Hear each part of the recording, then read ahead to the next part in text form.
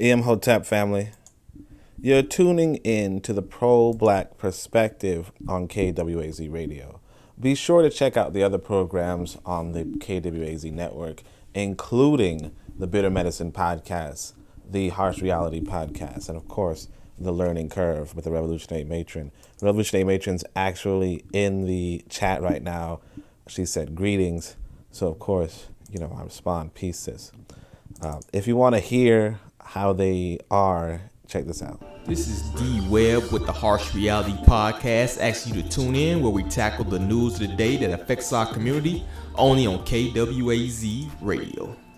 Greetings, fam. Tune in to The Learning Curve with me, the Revolutionary Matron on KWAZ Radio. Greetings, everyone. This is Koku from the Bitter Medicine Podcast, inviting you to tune in to the Bitter Medicine Podcast on KWAZ Radio. All right. So I want to today give you guys something pretty special.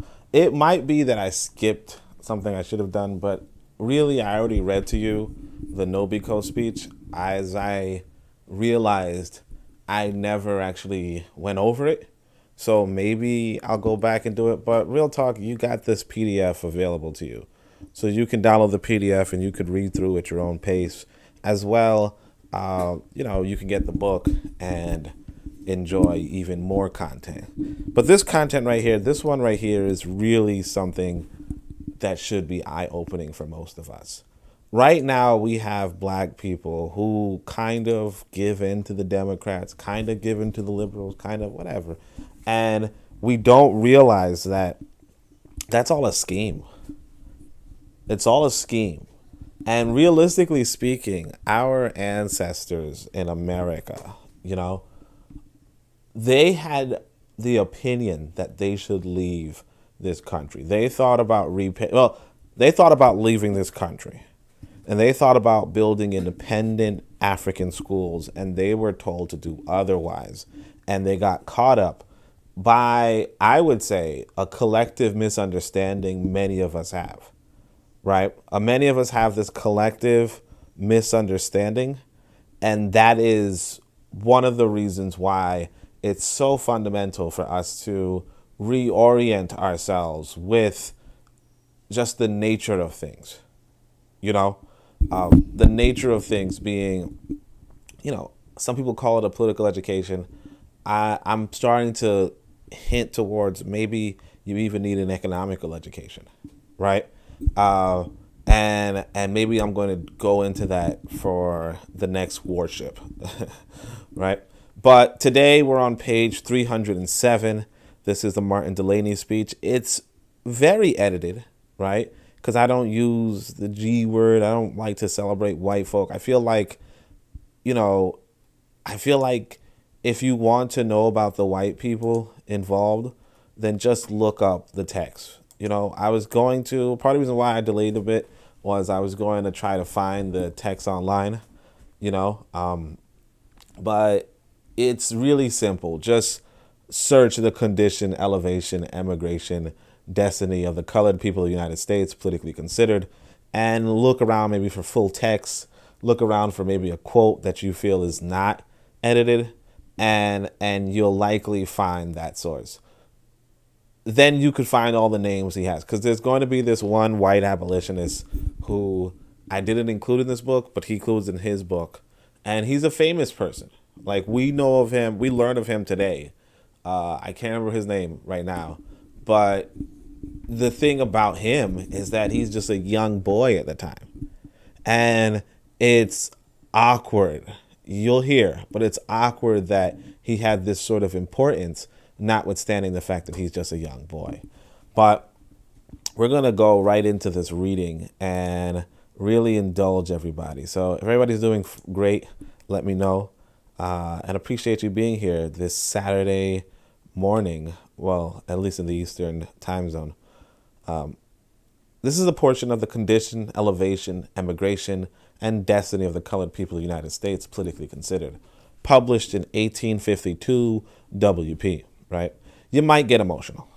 Frederick Douglass, a bastard, popular orator of his time, once said, I wake up each morning and say, thank our spirit, I am a man. Whereas Delany wakes up and says, thank Amon, I am a black man. Now, obviously, they use different words. They didn't use our spirit and Amon. Both were considered, so on and so forth. And this is a real quote by Frederick Douglass, where he does say he wakes up and thinks he's a man, whereas he knows that Martin Delany wakes up and says, thanks that I'm a black man. Martin Delany was a black man. Okay. So Baba Delany was a leading black nationalist of his time. Now, I just want to clarify this too. Frederick Douglass was mixed. So whether or not he identifies as a black man is of no moment. You really shouldn't identify as one thing when you're two, or when you're equally parts of both. It's like if you had coffee that was let's say coffee that was half milk, then you would identify with both, not that coffee has any identity, but you get what I'm saying. Like there's a degree. Now, if you were mostly coffee, that's one thing. If you were mostly milk, that's another thing. But if you're half and half, or at least respectively half and half, then I wouldn't, it's like, to me, it's okay that he doesn't identify as a black man, right? Nevertheless, Baba Delany was the leading black nationalist of his time, but the propaganda of his time was very misleading. You can see that our ancestors in America devised a plan for emigration and racial education, but white commoners dissuaded them, and America today is the consequence of this deception. Okay? It's very important. I choose my words very carefully. Look at what I said. White commoners dissuaded them. You want to really and truly understand the role of class or economics in the potency of one's ideas. And the potency of one's ideas, because a white commoner can have very, very good ideas, right? But if they're unable to exert it, it's all the different. I mean, I guess a case in point is this gentleman by the name of Karl Marx, right? I kind of bring him up a lot, but I think it's pretty important that even those reluctant, even those who are, all right, I think it's important because those of us, one of the issues that we have as a people is that we get so caught up in commoners that we miss the point. And I mean, I'll actually give it to this. I'll actually go a step further, and I'll bring in your guys' favorite, the dude you guys call Jesus, right? He was another commoner. Okay. One of the issues with us as African people is that we're looking at these commoners, and we're saying, hey, that commoner has a good idea. And we're like, we should listen to that commoner. We should follow that commoner. We should put our faith in that commoner and his or her words, right? But the thing is that commoners are inconsequential. And if, I'll give it to you this way, Karl Marx was a petty bourgeoisie. If he were a bourgeoisie and he had those ideas, he probably could have revolutionized the capitalist economy. If he were a major capitalist, a major bourgeoisie, he probably could have revolutionized the capitalist economy, right? The same with this character, and he's a fictional character. It's not a real person, but this character named Jesus, right? If he were the Roman emperor, he could have transformed the society or the prevailing mentality of that society. And in fact, there was a Roman emperor who used this mythical being, right? In order to, not mythical being, sorry, this is imaginary, this fictional character, right? He used this imaginary fictional character and used that for the conquest of the planet, right? Or the conquest of, as far as he could conquer. It's the famous phrase is in hoc signo vinces, right? In hoc signo vinces means in this sign we conquer, and he's referencing the cross, right? So there's this emperor named Constantine. He does this Nicene Council. This Nicene Council is where they pretty much rewrite the fiction, They edited the books so that the books are kind of more consistent because it's like a fictional collection, right? It's like a Harry Potter series, but then you have one Harry Potter series where Harry Potter's a woman, or you have one Harry Potter book where Harry Potter is just like mean to, Dumbledore or something. I don't know these characters, but the point is that eventually you come together and you say, hey, look, these books are not going to work out. If you guys remember from my Ani series, the Urugu series, we spoke about how there was this Gnostic school, and the Gnostic school was pretty interesting from what I could gather, in the sense that they did not believe that, like, their story of this Jesus reincarnation was more so that he reappeared in people's dreams. And if you know anything about people dying in your life, they do reappear in your dreams, So I've had relatives who passed, and then, hey, I'm having a conversation with them in their dreams. That was the Gnostic interpretation of this resurrection. And so that interpretation, that fiction, right, that wasn't included in this biblical collection, these certain number of books that you got. Why wasn't it included? Because the people understood that that's not a way to conquer people. What you want to do is you want to make this fictional commoner that you put your faith in, right? Because, this commoner with good words. That way you're like, hey, let's not, and the commoner is telling you don't seek power.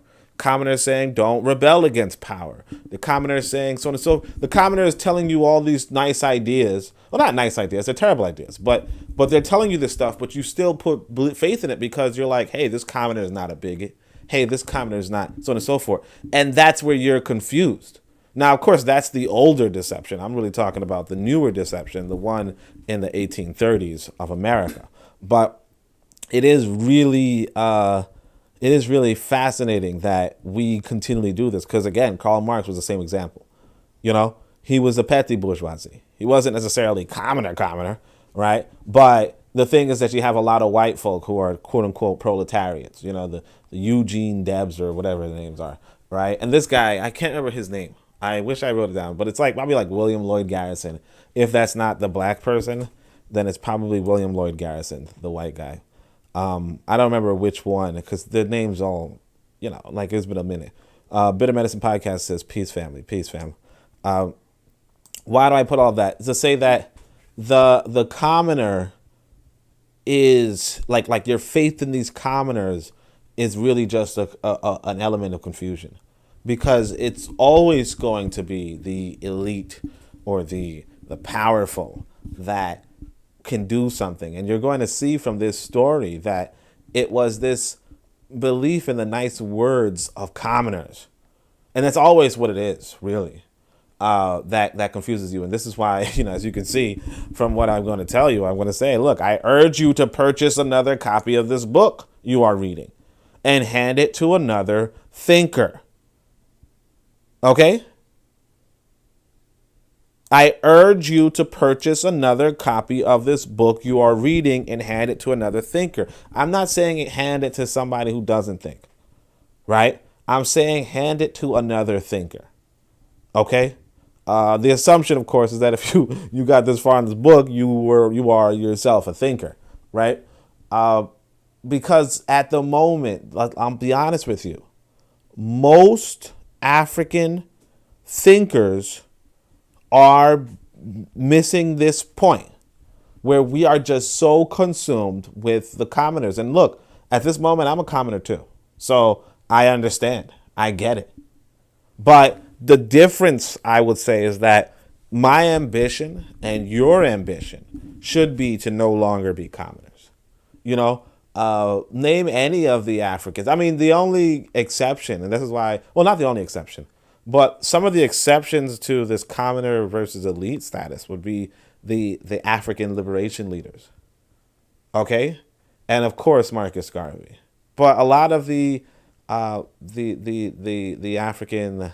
thinkers in America, they were not elites, and I mean, yeah, they weren't.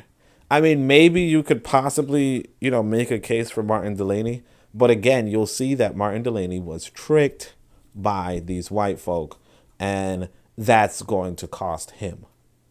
You know, don't look at Martin Delany as a historical figure. Look at him as a human being. Okay? Look at him as a human being and then think about if he devoted his life towards black nationalism, if he devoted his life towards black independence and black power, then what he devoted his life to did not amount to his goal. And that's an issue. You know? And I mean, a lot of people will tell you, hey, you know, it's not going to happen in our generation. A lot of people are going to tell you that. A lot of people. And here's the thing. Like, again, if you really study the African liberation movements, you realize that things can happen in a generation. Things can happen in a lifetime. But, you know, when you're in a, like, for instance, if you indulge yourself in America or the leftist movement, they will tell you it's not going to happen in a generation. And the thing is this, if it's not going to happen in a generation, it's not going to happen. Real talk. You know, it's not. Essentially, you're saying you want to do something that's not going to work in 100 years. You know, these white boys, when they put together this country, they did it in their lifetimes. They put down the foundation in their lifetimes. And say what you want about Africa, when Nyerere or Nkrumah or Sankara wanted to be independent nations, they did it in their lifetimes. Now, you can, of course, articulate, hey, you know, there was a struggle before then. Of course there's a struggle before then. There's always a struggle. But if you look at the timeline for African liberation, you realize that it was in a lifetime. Because the timeline correlates with the weakening of the European states via World War II. You see? And because that was the predominant event that led to our ability to shake off Wazungu, right? You realize we took advantage of the opportunity in front of us. Now, of course, you wanted to be prepared for it, absolutely. But remember, Africa liberated itself within a decade, or a decade of each other, maybe 2 decades from the end of the world wars. You can do this, but you have to have that mentality. And again, like I say, you know, get yourself a copy of this book, and you know, get another copy for another thinker, and work together towards this goal, because a lot of confusion. I'm telling you, like, whether it's Jesus, this character Jesus, or the real person of Marx, right? Black people put faith in these white commoners, or these commoners, and nothing is going to come from it. You know, nothing came from Marx. Nothing came from this. Well, obviously nothing's going to come from a fictional character, but nothing came from this Jesus. Yeah, I'm going to keep saying it's fictional. I don't care. You know what I mean? All right. So I say it's imperative, right? So Baba was a very brilliant African, but the prevailing propaganda misled even him. You have much to counteract. Okay. You have to realize Martin Delany is one of the most intelligent people of his time, one of the most amazing Africans in American history. Okay, one of the most amazing. This brother was, or this ancestor was, he served in the Civil War as a major or something along those lines, where he was commanding troops to kill white folk. You know, he was setting up. He was one of those people, and notwithstanding that, he got tricked. You know, I mean, he got tricked before. This was before before the Civil War, but still, he got tricked. You know, in this excerpt, I edited a bit, right? So I'm telling you. For instance, I took out the names, but what you can gather is how much we fell and why. Baba articulates that the discrimination against Africans is not simply race hatred, and this is very advanced thinking, okay? I only wish to contextualize that whites do have a historic hatred of Africans, even before the Moorish conquest, going back to the ancient Europe as detailed in the pro-black compendium, right? So that's something that a lot of us don't really grasp, and it's kind of interesting. But basically, white folk have long hated black folk. Like it goes back to the ancient world, like ancient prehistoric world. Because remember that Africa and Europe are only separated by like 5 miles, and so you would have people from like the kingdoms in Africa would invade the people of Europe a long time ago. Why or why not, is a whole other question. But I mean, that's a part of like a prehistoric legacy, and we kind of still learn about it today, but it's really convoluted in a sense. I almost don't like. At the time of writing the Pro Black Compendium, I thought it was something really interesting and important.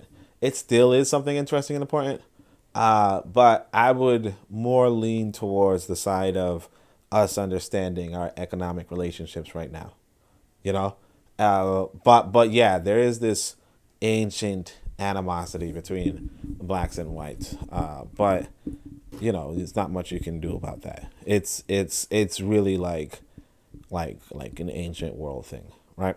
I mean that's the allegation. That's the understanding. Nevertheless, it's a spot on observation. Okay, so the most illuminating part, however, is that Africans had come to the conclusion of either moving or creating a boko, something that could have transformed the fate of the race as early as 1831, and then white liberals said, "No, we will help you," and Africans didn't follow through with their own plans, but just waited on white liberals and got nothing for it. So again, one of the policies, one of the principles I'm espousing is this boko waset na keru, right? And I really do understand that the boko is the fundamental is a fundamental step short of land. So you want land first, but then you want to build this boko. The Africans in America thought the same. Okay? They thought, let's build a boko, right? I mean, they called it a center for youth education or something, but it's the same principle. And when they set out to do that, white people said, no, we're not having that. No, we want to help you. And again, like I said, if you're not paying attention to, I don't even want to use the word class anymore, but let's just say class. If you're not using the word class, if you're not paying attention to class, you realize that these white people did not have the capacity to even help black people. Okay? Now, the white liberal does not have the capacity. Now, today, obviously, the white liberal is the Democrat. The Democrats are in charge of the government. The government does have that capacity per se.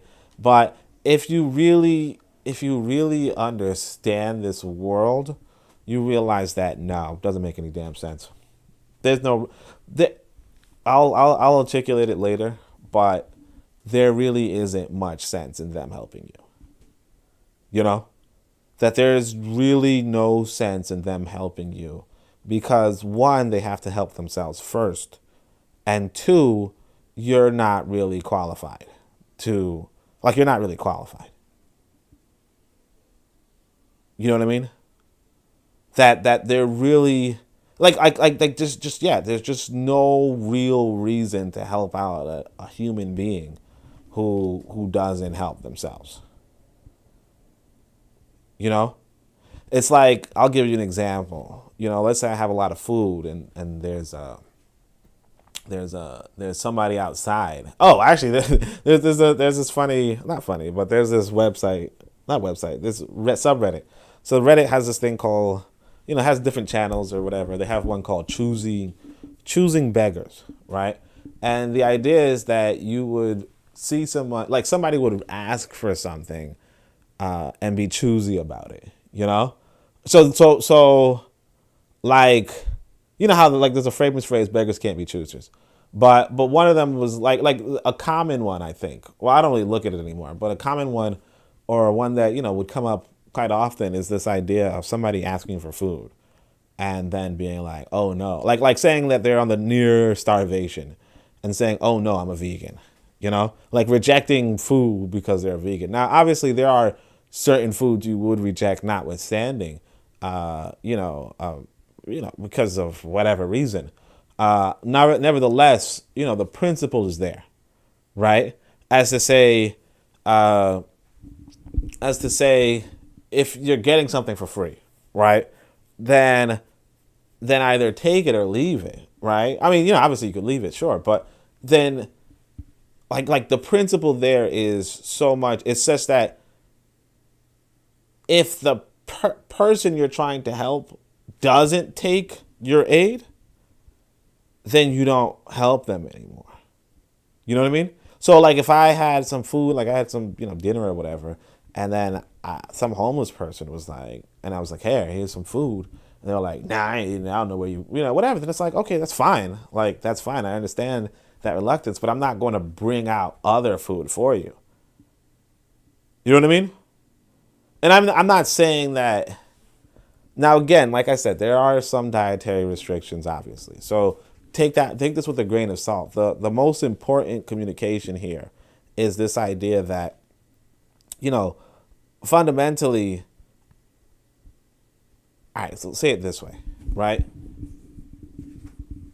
The European has moved on economically to another stage of their economy, right? All right, let's actually put it this way, in fact. Let's say they moved into a service economy, right? How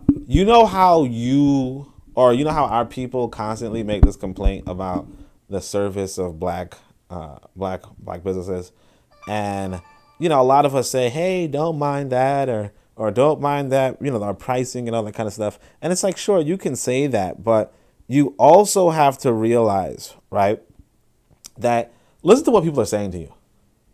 If people are saying that there is a bad business practice, pay attention to what they're saying. Because one thing you got to realize, too, is that if I were a white person and I were saying, hey, you know what, we moved our economy towards service, and then like predominant, like for the most part, you would say, or he would say, the kind of service quality I want to give, right, I'm probably going to find in my own population. You know what I mean? Like particularly if his clientele don't want you for service. It's complicated, but we're going to see it a little bit better as we go forward, right? So anyway, I just want to say thank you everybody for being with me. Oh, I'm a Bookman's here. Says good morning, fam. So good morning to I'm a Bookman too. But yeah, so let's keep going. Nevertheless, it's a spot-on observation. The most illuminating part, however, is that Africans had come to the conclusion of either moving or creating a boko, so on and so forth. She says, no one will help you, and Africans didn't follow through with their own plans. They waited on white liberals and got nothing for it. How awful, how disappointing, and the most depressing part is that Baba also felt like it could have worked out as if waiting wasn't the problem. So at the end of this, you're going to see that even though it's clear and evident that nothing's going to come from this, and nothing came from this, that Baba, Martin Delany, still thought it could have worked. Whites are so deceptive. I really wish I could pull up the text so I could show you guys who the person is. I think this 26-year-old, I can't remember. I think it might be William Lloyd Garrison, right? But I can't remember on the top of my head. So if you guys can pull up the text and find this quote, let me know. I could probably also look for it, to be honest. But let's see. No one will help you, and Africans didn't follow through with their own plans, but waited on white liberals, so on and so forth. Whites are so deceptive, right? Baba exalts their liberalism and exalts their aspiritualism. Of course, he used Christianity. I just say spiritualism.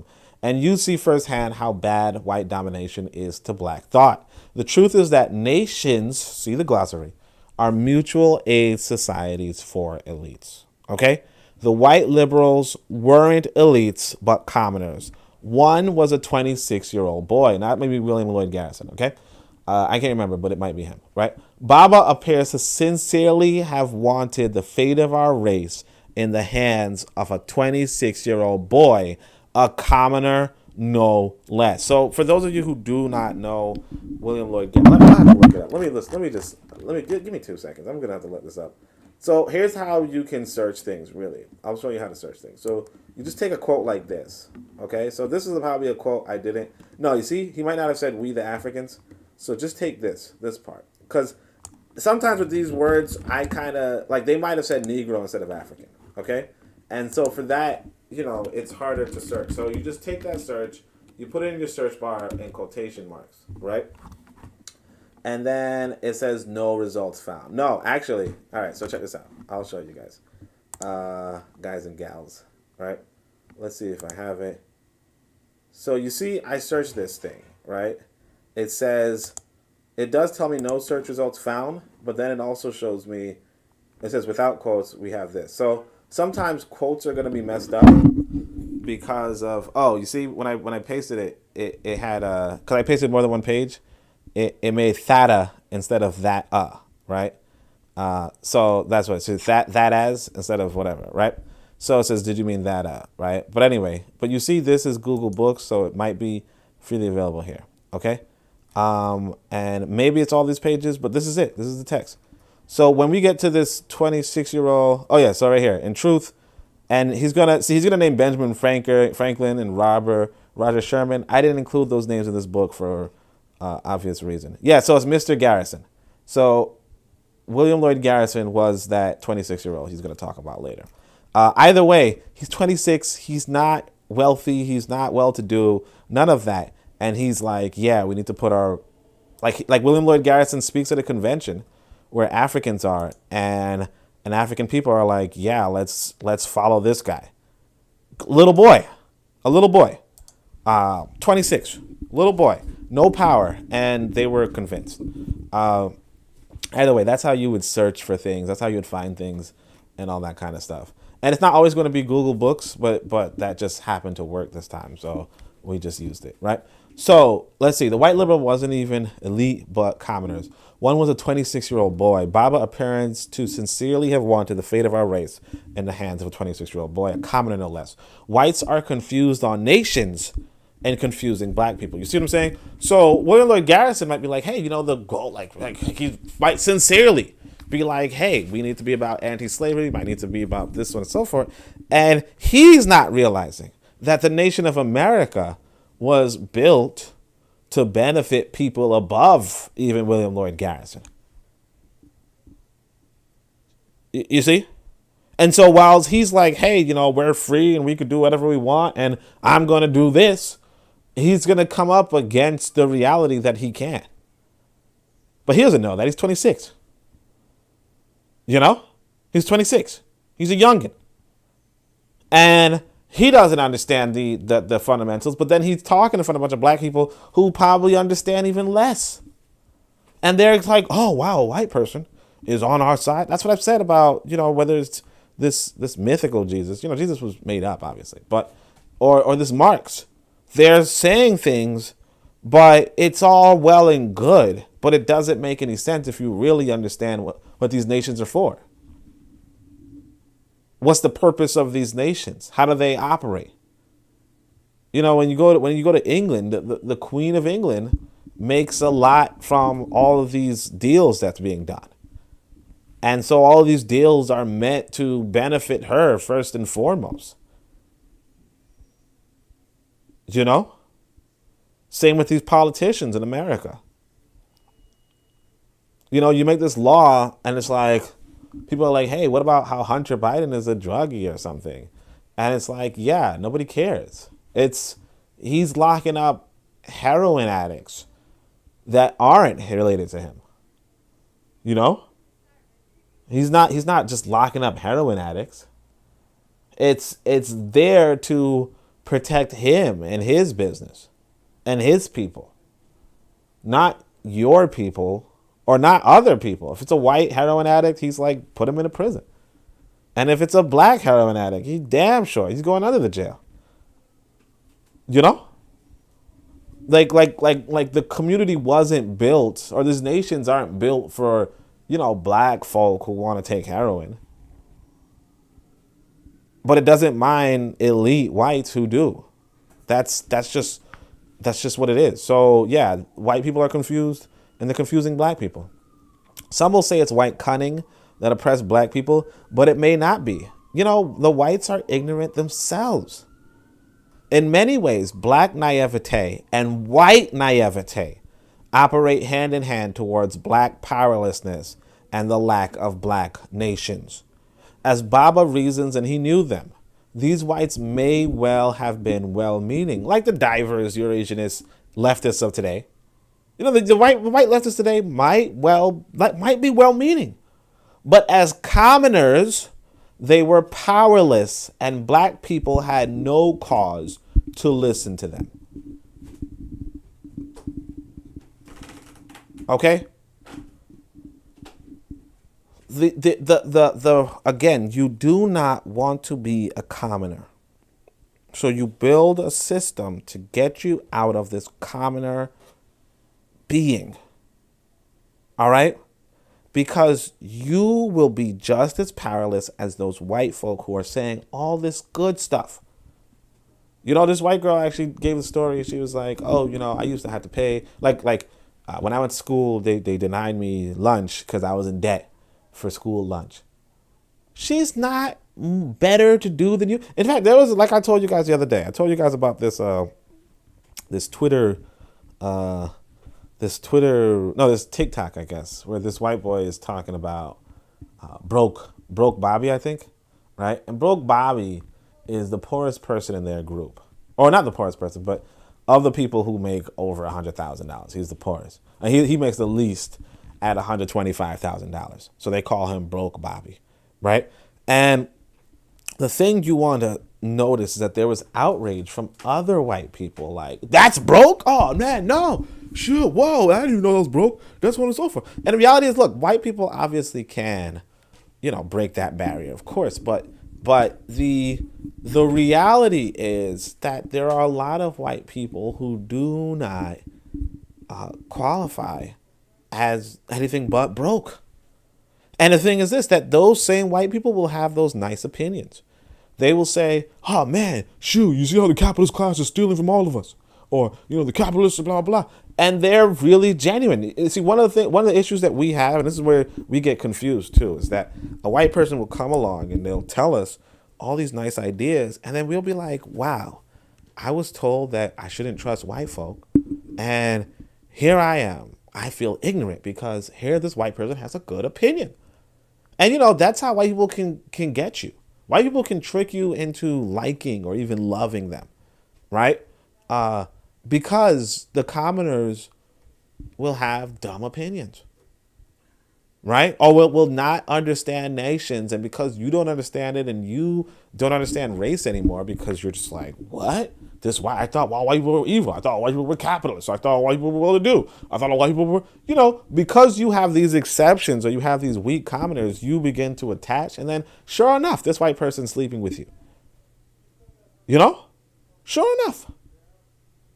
But that's where the confusion is, because this commoner is not going to defeat the structure and place. They're not going to liberate you. They're not going to be able to do anything of any consequence, because the people with power are the people with consequence, and the people without power are the people without consequence. And it should be common sense, but because it's not, that's why we write books. That's why we read books.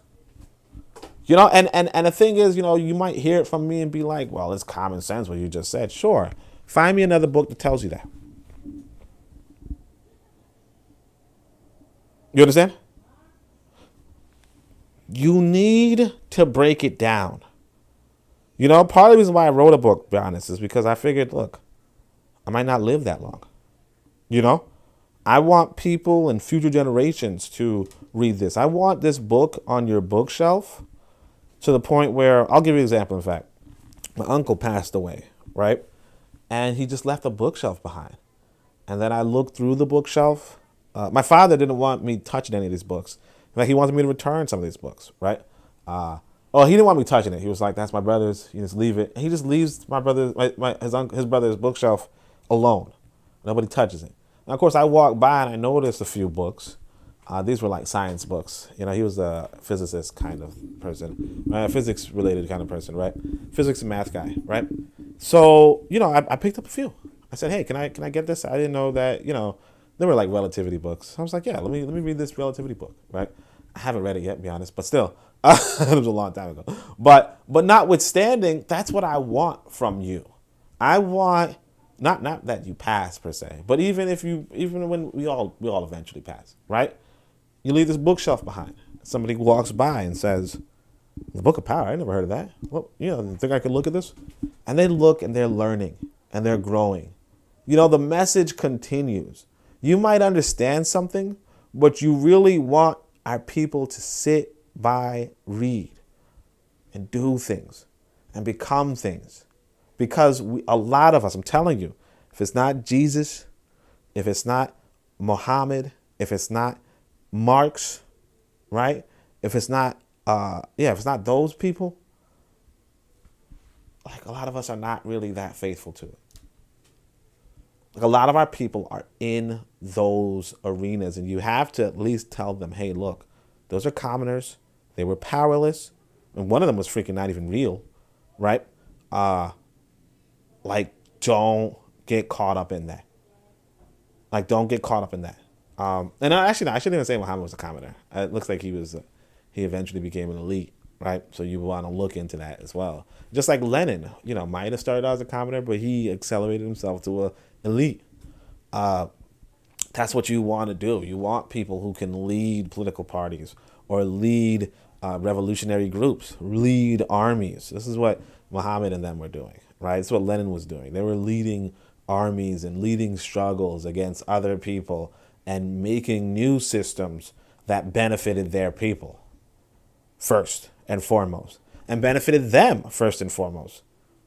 The character of, not the character, the person of Muhammad, he got a bunch of wives, got a bunch of land, some people say, I think it was Sankofa who said that his three favorite revolutionaries were Lenin, Marx, and Lenin,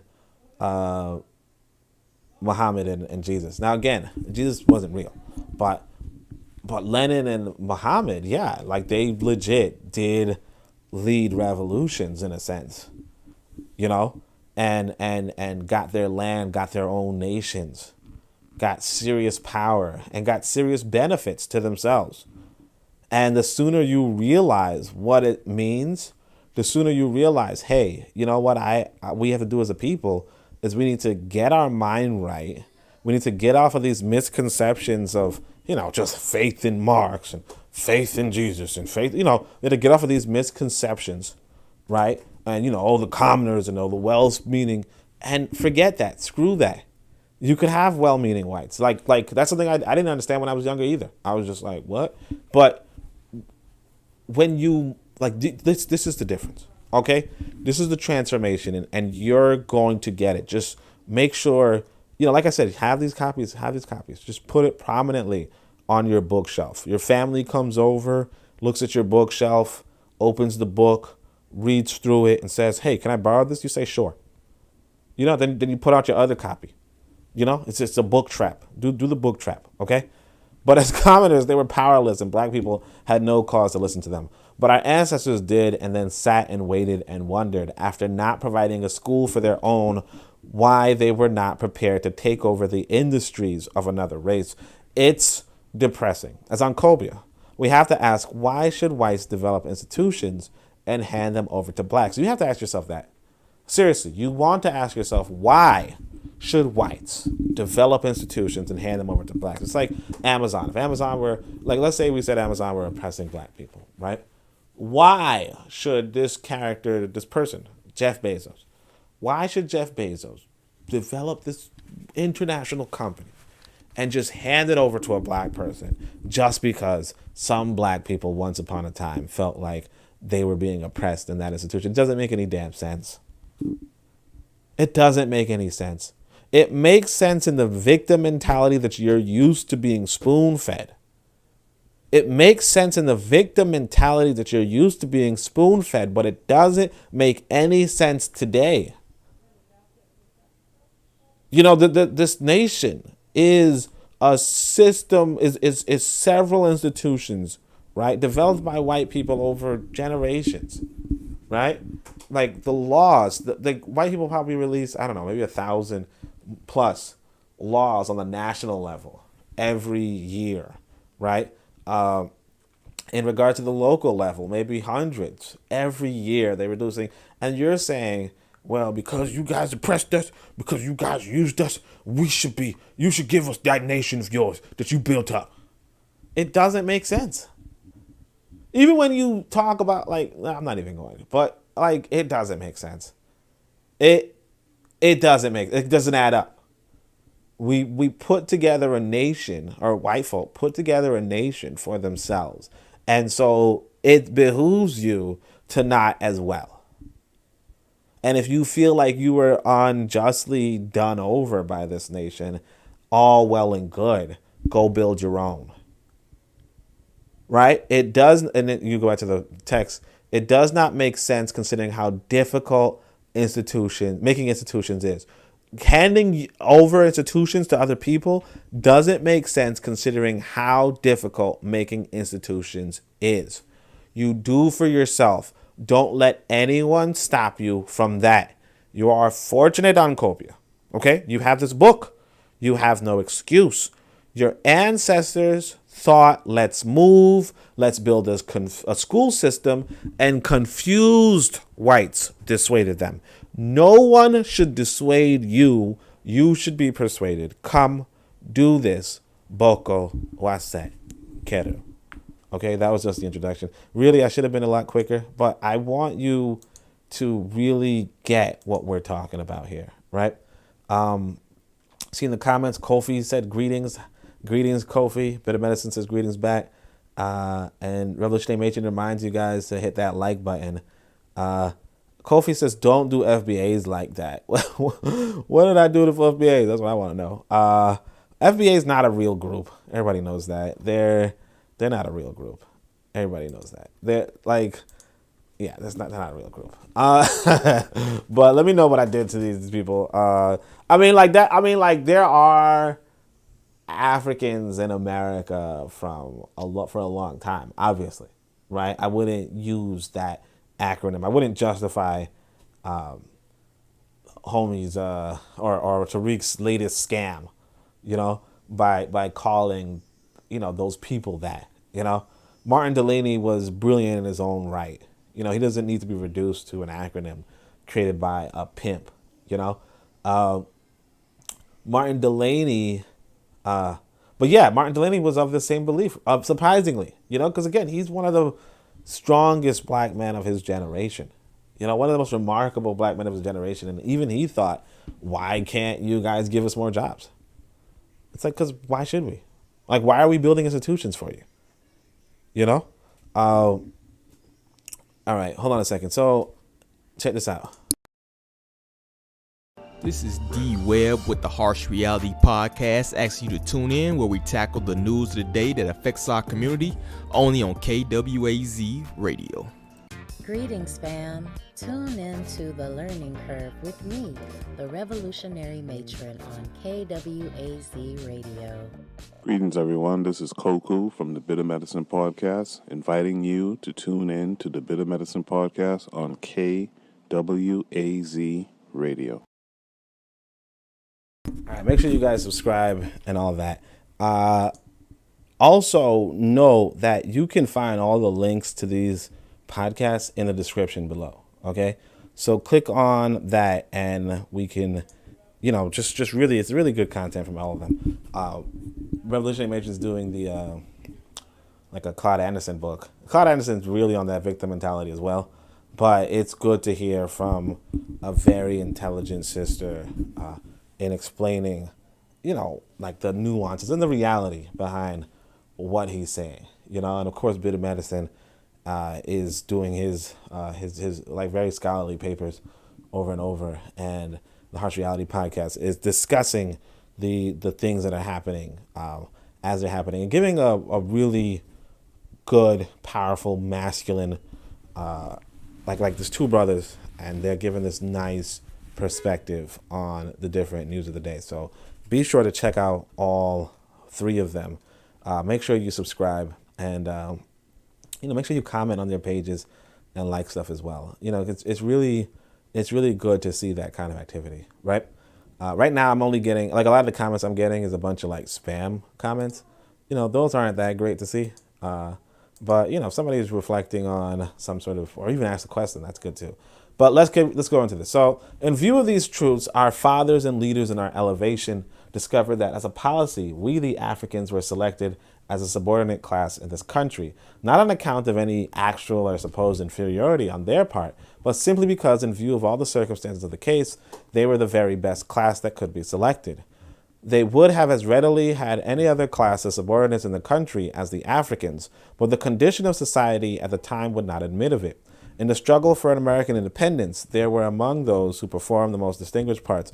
Actually, you know what? I'm going to go right into, hey, look, the most distinguished parts, most commonplace peasantry. If the struggle of American independence, there were among those who performed the most distinguished parts, the most commonplace peasantry of the provinces, English, Danish, Irish, Scotch, and others were among those whose names blazoned forth as heroes in the American Revolution. But a single reflection will convince us that no course of policy could have induced the prescription of the parentage and relatives of such men as the printer, the cobbler, the tinkers, and others of the signers of the Declaration of Independence. But as they were determined to have a subservient class, it will readily be conceived that according to the state of society at the time, the better policy on their part was to select some class who from their political position, however much they may have contributed their aid, as we certainly did, in the general struggle for liberty by force of arms, who had the least claims upon them, or who had the least chance, or was the least potent in urging their claim. The class, of course, was the Africans and the Amerindians. Now, here's this. I don't usually do this. I don't really want to usually do this, but let's actually look at the original text, right? Just to see the little bit of difference, right? So this is the original text, right? And you're going to see, he says, it's pretty much the same. You see, I don't really capitalize English, Danish, Scotch. So I thought I'd change that. But he says such men as Benjamin Franklin, Roger Sherman, and so I just took out the name Benjamin Franklin. I said the printer, the cobbler, and so on and so forth. What he's saying here, and of course he doesn't say Amerindians. He doesn't say African, he says colored people. And I thought he would say Negro or whatever, but he says Indians instead of Amerindians. And that's just modernizing it. You don't need to call us colored people. It doesn't make any sense. And then Indians, they're not really Indians. India is another country altogether. So that was like probably the only 2 edits. Just remove the names. Why do I share this or say this? What he's saying is this, that these white folk fought in the American Revolution. Right? They fought for American independence big time. Now, Africans also did. Like they say the first person to have been killed was this black person, right? However, he's saying that these people, you weren't going to subdue their relatives. At the end of the day, America starts off as like a pan-European project. I mean, it starts off as like everybody's colonized, but as you move forward, and actually, I want you guys to do this. I want you to understand this too, right? So you have this signing of the Declaration of Independence, right? The signers of the Declaration of Independence. You have this, how do you say, constitutional convention, okay? You have this, this Federalist versus, the Federalist Papers, okay? You have these huge intellectual projects for the creation of a new state, all right? It's this hugely intellectual project. I recently got a chance to watch, I got this free subscription to Disney Plus, okay? And wow.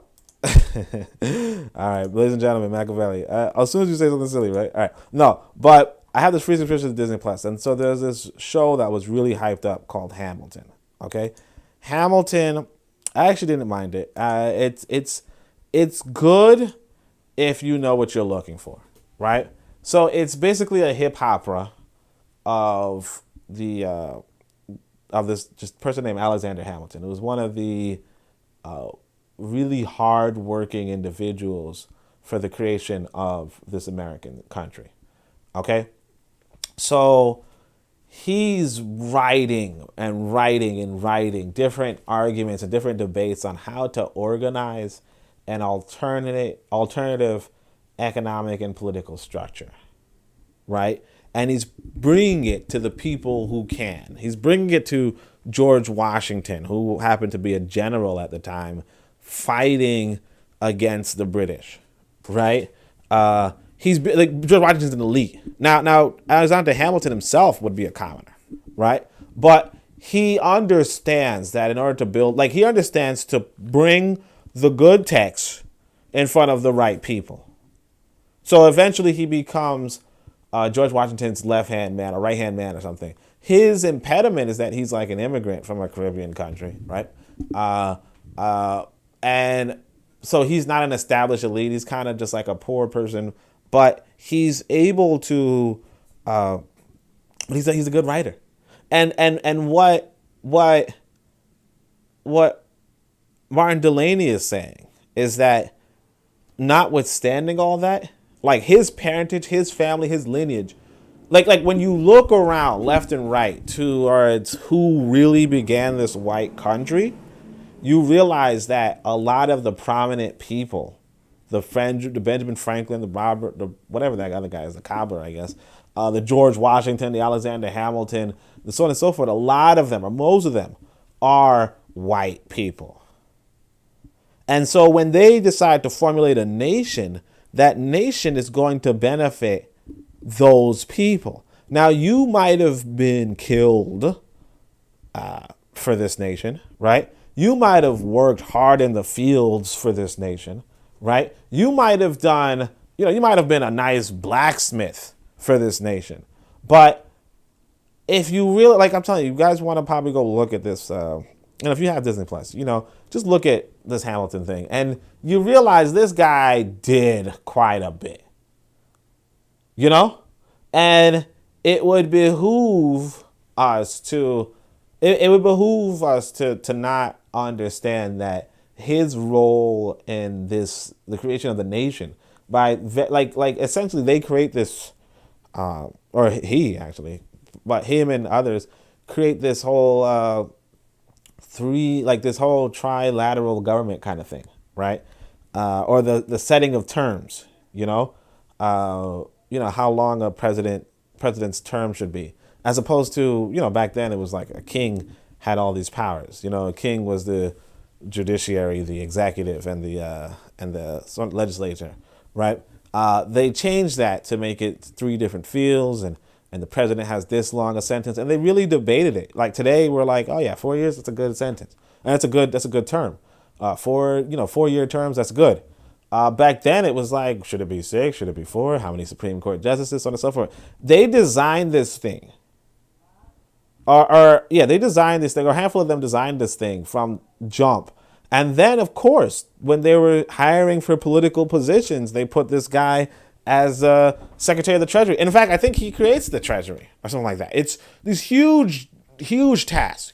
Not to big up the dude. Of course, that's what the whole hip hopper was about. It was just bigging up the dude. So you kind of get caught up in it. But the thing is that because they're doing all of course they're gonna get of course he's gonna get a political appointment working on all this stuff, on all this intellectual work. That intellectual work that he was doing for his liberation from the colonial situation, right? And of course, is the intellectual work that people in Africa should have been doing, or should have done before we were liberated. And it's the intellectual work that you are tasked with doing now. One thing people don't realize about what happened in America was that originally they had the Articles of the Confederation. Okay, so originally they had a government before this government. And that didn't work out. And because that didn't work out, they went back to the drawing board and created something that did work for them. One of the things that, and I mean, obviously, if you look at Africa right now, or different African states are in there, I think both Ghana and Nigeria are in their 4th republic, which means that they went back to the drawing board and created a new constitution, but it still just doesn't work. Right? It behooves us to be a part of that role. And if we are a part of that role, then obviously, it makes a little more sense that you might have a better position in there. Actually, though, it's pretty funny that I said that because there's this country called Kenya. Okay, Kenya. And in Kenya, I believe the person who wrote the Constitution for Kenya or had a major role in writing the Constitution in Kenya is banned from being in the country, So, it doesn't always play out in your favor, but that's what we have to understand that, even if we, as Kofi just joked about FBA, even if we say, hey, you know what, we were here before and we were there. Like, if you were not a part of that constitutional convention, right? If you were not a part of that Federalist Papers, if you were just on the sideline the entire time, it's as Carter G. Woodson said, if any people who were on the sideline before revolution will be on the sideline after. The revolutions are real human endeavors, and if you do not participate in those endeavors, you will miss out. It's like I'm not going to get a gold medal in the Olympics if I don't participate. I mean, I probably won't get it if I do participate, but I won't get it if I don't participate. Man, you wouldn't get a gold medal either, so don't trip. But anyway. You don't know me like that, man. I know you ain't no Olympian, man. I know that for a fact. Well, my point is that you don't get the reward if you don't take the risk. Like I said, there's this movie I saw. Oh yeah, 76, and it's a story about Pulp Fiction. No, 76, and it's about this revolution and this revolutionary attempt in Nigeria, and they said, I don't know, it was kind of weird. I don't know if it was a plot point or if it's a real point, but one of the things you would do for this revolution, one of the things you did was you would give your ID card and sign your signature in a book before the revolution went over. And if you gave your ID card and signed your signature in this book before the revolution, then after the revolution, you'd be guaranteed a political post. Right? As to say that but however, That's if a horrible it failed, vetting process. Yeah. Well, if it failed, then you would be considered a co-conspirator and you'd be executed with the rest of them. It's actually not a bad vetting process, to be honest, because what it's telling you is that you have to be all in. You know what I mean? I mean, yeah, but there's more qualities. You need other qualities to be a political figure in a government. just saying that. That's what I'm saying. You're saying that. Yeah, you're saying that. But again, if you're not all in, then the idea that you're going to come in later and be like, yeah, I like this idea. It's like, come on, where were you? I mean, that's a component, but like this. No, that's a component. But no, I was saying, but like that's what I'm saying. Real life. I mean, I respect people that are like down for the cause, like you about that action. But if you can't even read, homie, what are we doing? Well, that's what I'm saying. Real life is like see in the imaginary world, or like that's what I'm saying. Like in the fantasy world, yes, that's really the big distinction. That's the distinction that I think that a lot of us as African people don't like. That's the thing I want to bring to us is that this sense of reality instead of fantasy. In the fantasy world, right? What you're saying makes perfect sense. Wow. So basically, you're just saying I'm dreaming. All right, say less. The peace pipe. The peace pipe. Hey, look. Wow. This is common. No, what do you say? That's crazy. You just gonna diss me like that on live? No, but look, this is a common thing. Like this is where we were as African. Like this is how we look at things. This is how you, me, all of us look at things. This is how we're trained to look at things. We're trained to look at it like the most qualified person should be the leader, right? But in the real world, if you are qualified but you do not participate in the struggle, you're not going to get anything because you just didn't participate in the struggle. If you don't put your life on the line right? It doesn't matter if you're better read than the person who did. And this is why it's really fundamental and really important for us to say, we have to put ourselves there. You know? Because if you do not put yourself there, then the person less qualified than you, quote unquote, is going to be the person in power. They're not going to step to the side. Like why would like you said, actually let's say it this way. You would be a qualified doctor, right?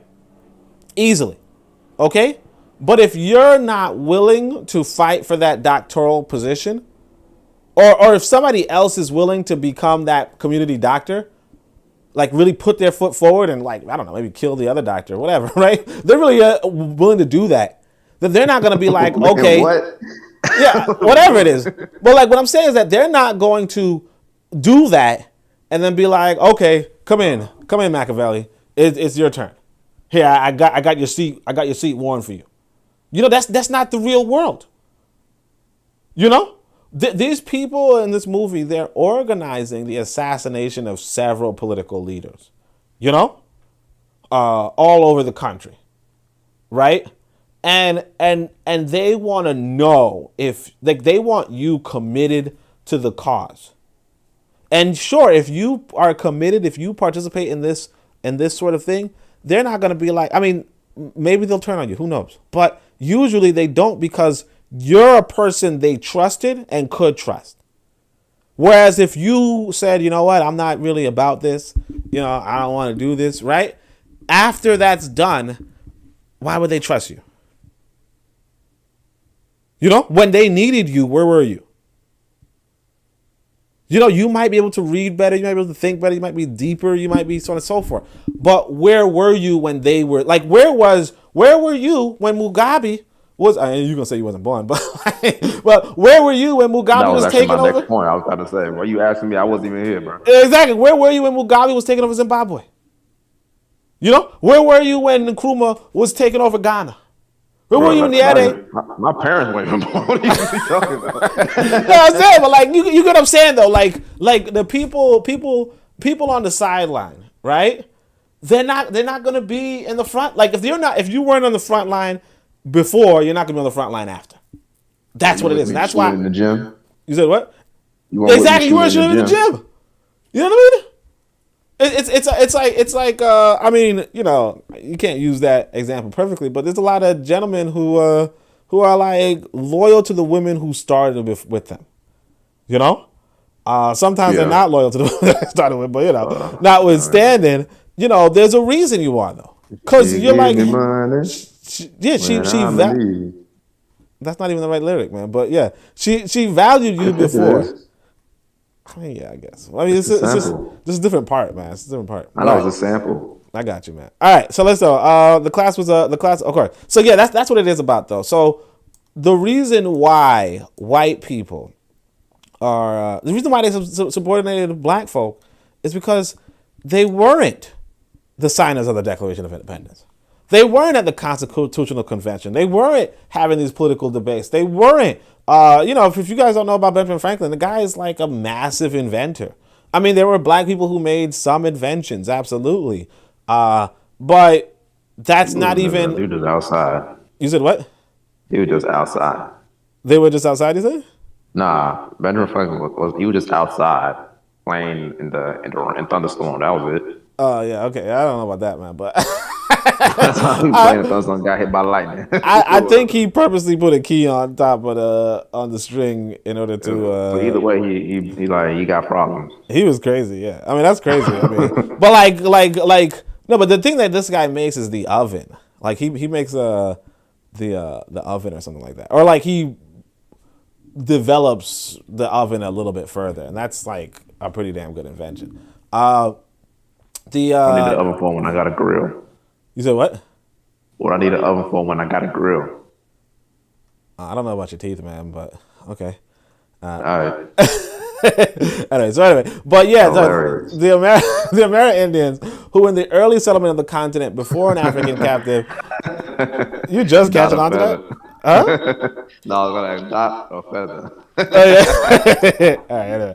So the American who in the early settlement of the continent before an African captive had ever been introduced thereon was reduced to the most abject slavery, toiling and not day and night in the mines under the relentless hands of heartless Spanish taskmasters, but being a race of people raised to the sport of fishing, the chase, and of war, were wholly unaccustomed to labor, and therefore sunk under the insupportable weight, 2.5 million having fallen victim to the cruelty and oppression and toil suddenly placed upon their shoulders. So he's talking about the Native American. He's saying the Native American were just subject to slavery before African people even arrived. The Spanish people who showed up just said, look, you're going to work in these mines day in and day out. And they died, because they were used to a wholly different economy. Their economy was fishing, hunting, and fighting, And then white folk came along and said, no, you're going to be mining. That's it. You're going to mine this stuff so I could bring this back to the queen of, or the king of Spain, And that's it. And it's just it was unmanageable, The thing is that, it was just unmanageable. You have to realize that economics is the fundamental study for human beings. Economics is the fundamental thing that you have to have in place. I didn't even appreciate this when I first heard it. I first heard it like 10 years ago. But Dr. Jeffries was talking about how you first start with economics, and then politics, and then culture. Okay? And when I first heard that, I was like, oh, I don't know if it's that order, but that's a good order, right? But now I'm seeing, look, like, if you just look at this situation of mining day in and day out, right? There's nothing to feed you. You understand? If you're working every day and night in the mines when you should be spending your days fishing or hunting, then you are going to die. You understand? Or you're going to have to be dependent on another people who are feeding you, who are fishing and hunting or growing food. But why would they give you the good food? You know what I mean? Are they generous? You know what I'm saying? People traveling across the world to work you in mines until you die aren't that generous. Like it's just a given. Because like if you were generous, you probably wouldn't make me work to death in a mine. You know what I mean? But that's that. Yeah, that like it was murder. Let's say it that way. It was murder. I mean, I shouldn't even say murder because murder implies that there's a law in place. There's no law that says you can't work another people to death. Or there's no natural law. It's like there's no rights. There's only power. And if you have the power to work somebody, then you want to, then that's what you're going to do. It isn't and that's what was done. Consider yourself to be civil. No, there's nothing like there's nothing stopping you. You know what I mean? Because again, these were people who did consider themselves civil. And they did this. And I mean, if they don't have this deeper understanding of economics, then again, it could have been that they just did something thinking it was doable, and people died. But like I could tell you in retrospect, no, there's a reason why people died because, I mean, and he outlines it. The people were raised for fishing, and hunting, and war, and they were spending all day and night in mines. That's death. And that's what they do in Africa today. Black people who are used to growing food and trading goods and so on and so forth were brought into the mines. And when you're brought into the mines, you no longer are able to provide for yourself. Working in the mines means you cannot provide for yourself anymore. And you're now dependent on other people. It's just like what like everything you're like. We have to realize, again, like you have to understand economics, right? Even you, I mean, you're not a doctor, I guess, but all right, let's say you're you're a PhD in medical research, right? If you're a medical researcher, that still means you cannot provide for yourself. You understand? Okay. what I mean by provide for yourself, I mean there's no food being generated for you by you. So you have to go to FUBU, right? But you have to go to somebody else to get your food. You understand? And that's okay.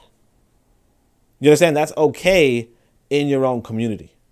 Well, are you expecting everybody to be self-sufficient? Like, what's the point of even having the community then? That's what I'm saying. It's okay in your own community.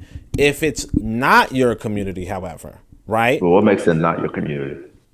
What makes what not your community? No, I'm saying I'm right now I'm sticking on the theoretical. I'm saying in the theoretical, communities develop, like communities organically develop into having excess food and and no longer are people in need of all being self-sufficient, right? Like you can then coordinate on a broader scale to do other economic activities, right? However, that's the organic, natural development of a community. Where this changed for Africa is that Africans were imposed on by another community to do this other work, and then that work, and what they did was that the other people destroyed their normal economy. And because you destroy their normal economy, then the people become dependent. And so one of the things that we really have to grasp on the continent of Africa in general is restoring a basic economy. This is something that we haven't done yet. But what would make something not your community is just the fact that somebody else comes in and destroys your freaking economic livelihood. You know? It's like the fact that you have foreigners who destroy your economic livelihood. That's when it stops becoming your community. You get what I'm saying? So what the foreigner would do is he would poison the waters, and there's no more fishing, or he would kill off the buffalo, and there is no more hunting. You see? And that's when things fall apart for your people.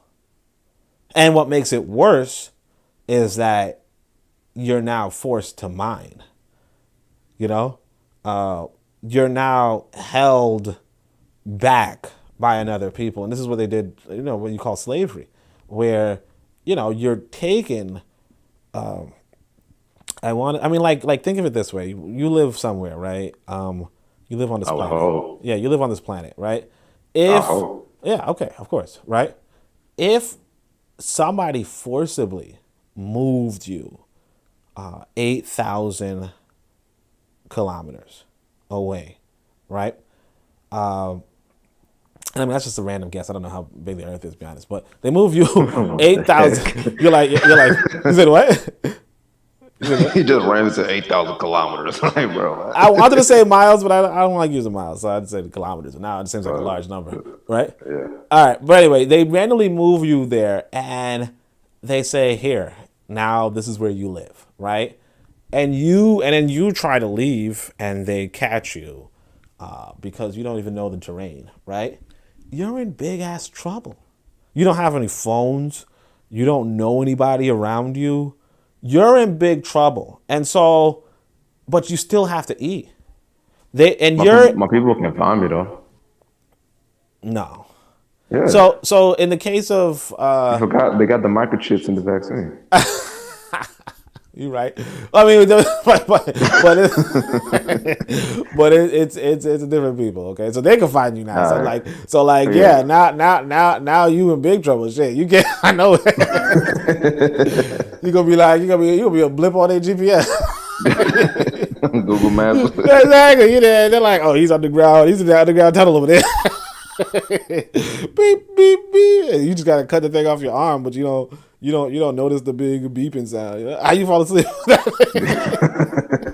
Anyway, but okay. All right. So yeah. But that's what I'm saying. They moved you and they took you apart, and like you couldn't do, like if you were an African kidnapped from another continent, across an ocean, right? Finding your way back is difficult, to say the least. it's not impossible, but it's difficult because like, especially if you were like, if you weren't that cosmopolitan to begin with, you know, if You're you not a were, navigator. Navigators were like very highly regarded back then, and you have to sort of study to be a navigator. yeah, if you were not that person, like if you were just like a regular villager, you know, like, and then you were just kidnapped and brought to a city on the other side of the world, yeah, you probably wouldn't be able to find your way It's back. like saying, oh, we need someone to fly this plane. First of all, you don't even know where you at in the sky, and you can't fly a plane. What are you supposed to do? Well, plus there was no planes back then, yeah. So I'm not saying like comparable like today, like let's say something like that. oh yeah. You're like flying. Yeah, I mean, like if you don't know cardinal directions well, it'd be pretty difficult. Like if you were just flying an airplane, yeah, it would be pretty hard. And you had no map. Flying he like does. flying from New York to Chicago would be pretty damn impossible. You know, like to find the landing space in Chicago. No, you're actually above Illinois. You said what? Knowing that you're actually above Illinois right now. Yeah, you might not even. Ohio Yeah, or exactly. You something. just keep flying west, and then you all of a sudden like you're in like California. You know. And then you're like, okay, why is it all dry? It's not supposed to be Exactly. dry. Like yeah, it'd be pretty damn hard. Like you wouldn't know how to do it. You know, like it'd be amazing that you know how to fly, but like if you knew how to fly, yeah, but you couldn't read a map or anything. But anyway, let's go. Under relentless hands of heartless Spanish taskmakers, so on and so forth. So 2.5 million died. And it was only this that prevented their further enslavement as a class after the provinces were absolved from the British Crown. So the British Crown came into power, and that's what stopped them from being enslaved, I guess, right? It is true that their general enslavement took place on the islands and in the mining districts of South America, where indeed the Europeans continued to enslave them until a comparatively recent period. Still, the design, the feeling, and the inclination for policy was the same to do so here in the section of the continent, right? So, nor was it until their influence became too great by the political position occupied by their brethren in the new republic that the German and Irish peasantry ceased to be sold as slaves for a term of years fixed by law for the repayment of the passage money. The descendants of these classes or people for a long time being held as inferiors in the estimation of the ruling class, and it was not until they assumed the rights and privileges guaranteed to them by the established policy of the country, among the leading spirits of whom were their relatives, that their policy towards them was discovered to be a bad one and accordingly changed. So this is that general myth of everybody used to be N-words back in the day. No, they weren't. Okay, but people, you know, we come up with that idea. The thing is that this is what was called I can't remember the name of it, but it's like this temporary slavery where they're fixed by a number of years, but it's to account for the passage money. You know, basically, It's indentured servitude. yeah, is what you indentured mean? servitude. Yeah, indentured servitude, where essentially it makes a lot of sense. Okay, you are some broke idiot in Europe, right? You want to have a better life in America, right? So you have to get to America, and this is something that still happens to this day to African people in other countries, but. The way how you would get to America if you're a broke idiot is somebody has to pay for your trip. Why are they a broke idiot? That's my question. But anyway, it just happens, right? What? But like, what I'm saying is, I don't like comment to white folks, so it's whatever, right? But anyway, they're white, so I could just say whatever. It doesn't matter. Oh, I didn't know who you were referring to. I was like, Yeah. what was a broke idiot? So like basically, well, basically, You said it so casually. you gotta talk crap about white folks all day. That's what they do to us, man. Like whatever. All right. But anyway, so like, yeah. So you're this broke person in Europe, right? And you want to have a better life in America. Somebody has to pay for your trip. So somebody does pay for your trip, and they say, hey, because I paid for your trip, you're in debt to me. And because you're in debt to me, you will work for me for a number of years, right? That's actually not a bad deal. Now, the part of the saying slaves is, just a matter of how you word it, as to say, are you paying these people while they're working for you? Probably not. Why? Because they're in debt to you. Why would you pay somebody in debt to you? That's just like what, But notwithstanding that, that's not a bad deal. And look, if Africa were to do that to people of diaspora, it might be a good deal, to be able to travel there. Because, a lot of the big excuses that we have in America is, oh, we can't afford to go. And it's like, well, if we were willing to work, I mean, obviously you would still want to be paid somewhat. But it could make sense if you had to work for somebody, notwithstanding, right? Just so that you can travel the trip. And then here's the thing that happens in Africa today, where a lot of African people are running to other countries, right? Or other continents or whatever. They are like they somewhat do collect some beginner money, right? But as far as I understand, and it might be exaggeration, but when they go to these other countries, they end up in debt to the people who cover their travel, in the sense that they give these people like their passports or something, and eventually become effectively slaves. But it's kind of the same principle. Now, it might be that they're not slaves for a fixed amount of time. I don't know. I don't advise it in that direction, but it's just a normal thing. And like, if you look at the human experience as it is, that passage money isn't cheap. And I mean, people are probably just doing this as an investment. You say, hey, I'll help you out if you help me out. If you want to go to another country, it probably means a lot for you. And if you would work for me for 7 years, you can then be free in that other country. And so what Delany is talking about is the German and Irish people were sold as slaves for, or indentured servitudes. But eventually the descendants of these people, by the estimation of the ruling class, right? They eventually grew inside of their communities.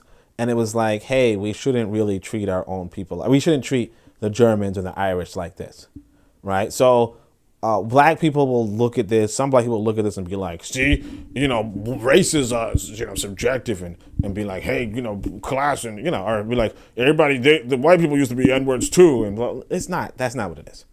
What this is that they had an economic system that was taking advantage of people who wanted to move to another country, and people were willing to work for their passage money, and eventually, as the people there became wealthier, right, after establishing themselves in that country, they said, yeah, let's cut off this policy, right? That's all it is. It's nothing to do with, oh yeah, there needs to be N-words. I mean, were they looked down upon by the ruling class? Yes, the ruling class looks down on everybody. You get what I'm saying? The ruling class looks down on everybody. I told you guys about this broke Bobby. Broke Bobby, like these white folk would look down on somebody who makes $125,000. Which is not like chump change. But to them, they call him broke Bobby. They say, hey, he's broke. They would look down on him. So yeah, it's not like, don't, like, I wouldn't even use that example, but yeah. So he's like, they essentially stopped that. So he says, nor was it, as is frequently and this is actually pretty interesting, very erroneously asserted by Africans as well as white persons, that it was on account of hatred to the African, or in other words, on account of hatred to its color, that the African was selected as the subject of oppression in this country. This is sheer nonsense, being based on policy and nothing else, as shown in another place. The Amerindians, who being the most foreign to the sympathies of the Europeans on this continent, were selected in the first place, who, being unable to withstand the hardships, gave way before them. So what he's saying is that, black people are not oppressed because they're black. And that's actually pretty interesting to say in his time. Because he's writing at 1830 something.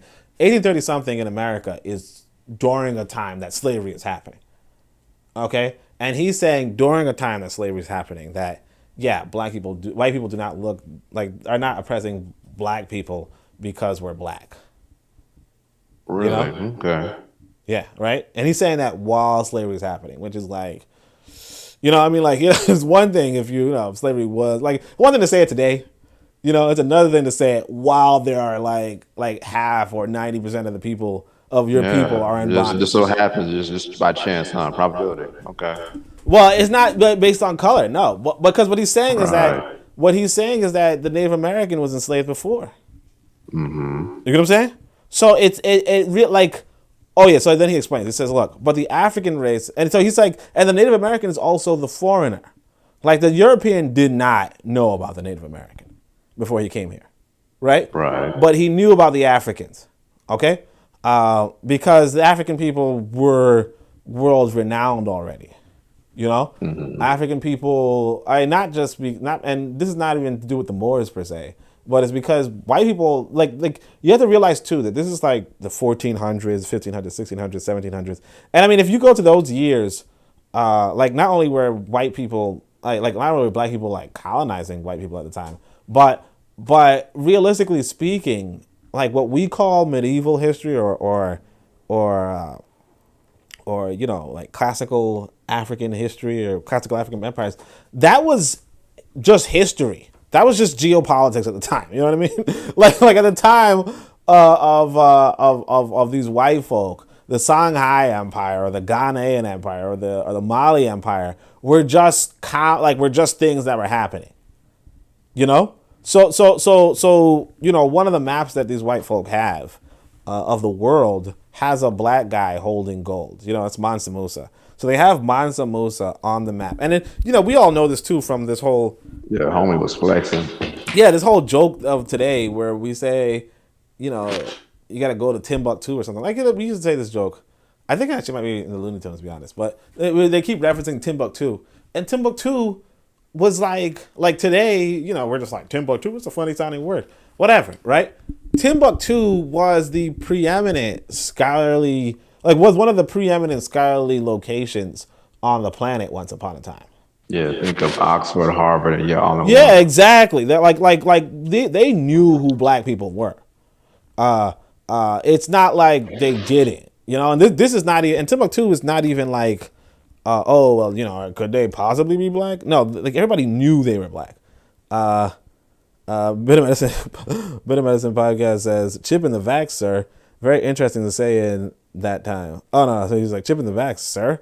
Like he's wondering why you think there's a chip in the vax. Well, look, I know you clowning. All right, so but like says that shit not. So he says, but the African race had long been known to Europeans in all ages of the world's history as a long-lived, hardy race subject to toil and labor of various kinds, subsisting mainly by traffic, trade, and industry, and consequently being as foreign to the sympathies of the invaders of the continent as the Amerindians. They were selected, captured, and brought here as a laboring class and as a matter of policy held as such. So he's saying, it's not so much that they didn't know that we were good people, right?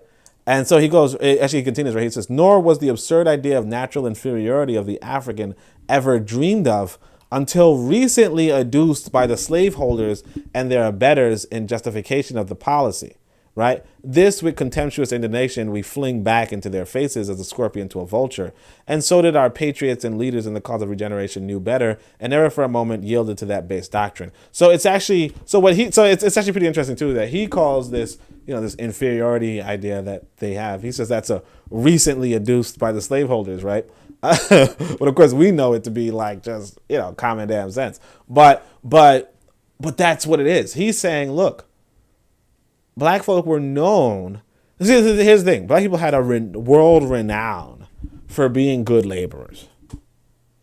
Being good, subject to toil, long-lived and hardy, mainly doing traffic and trade and industry. Like we weren't necessarily well known for being hunters and fishermen per se. Right? Now, that's not to say that there weren't hunters and fishermen in Africa, and I plan on showing you guys some of that because it's pretty interesting. Yeah, what are you talking about? You said, what are you talking about? Yeah.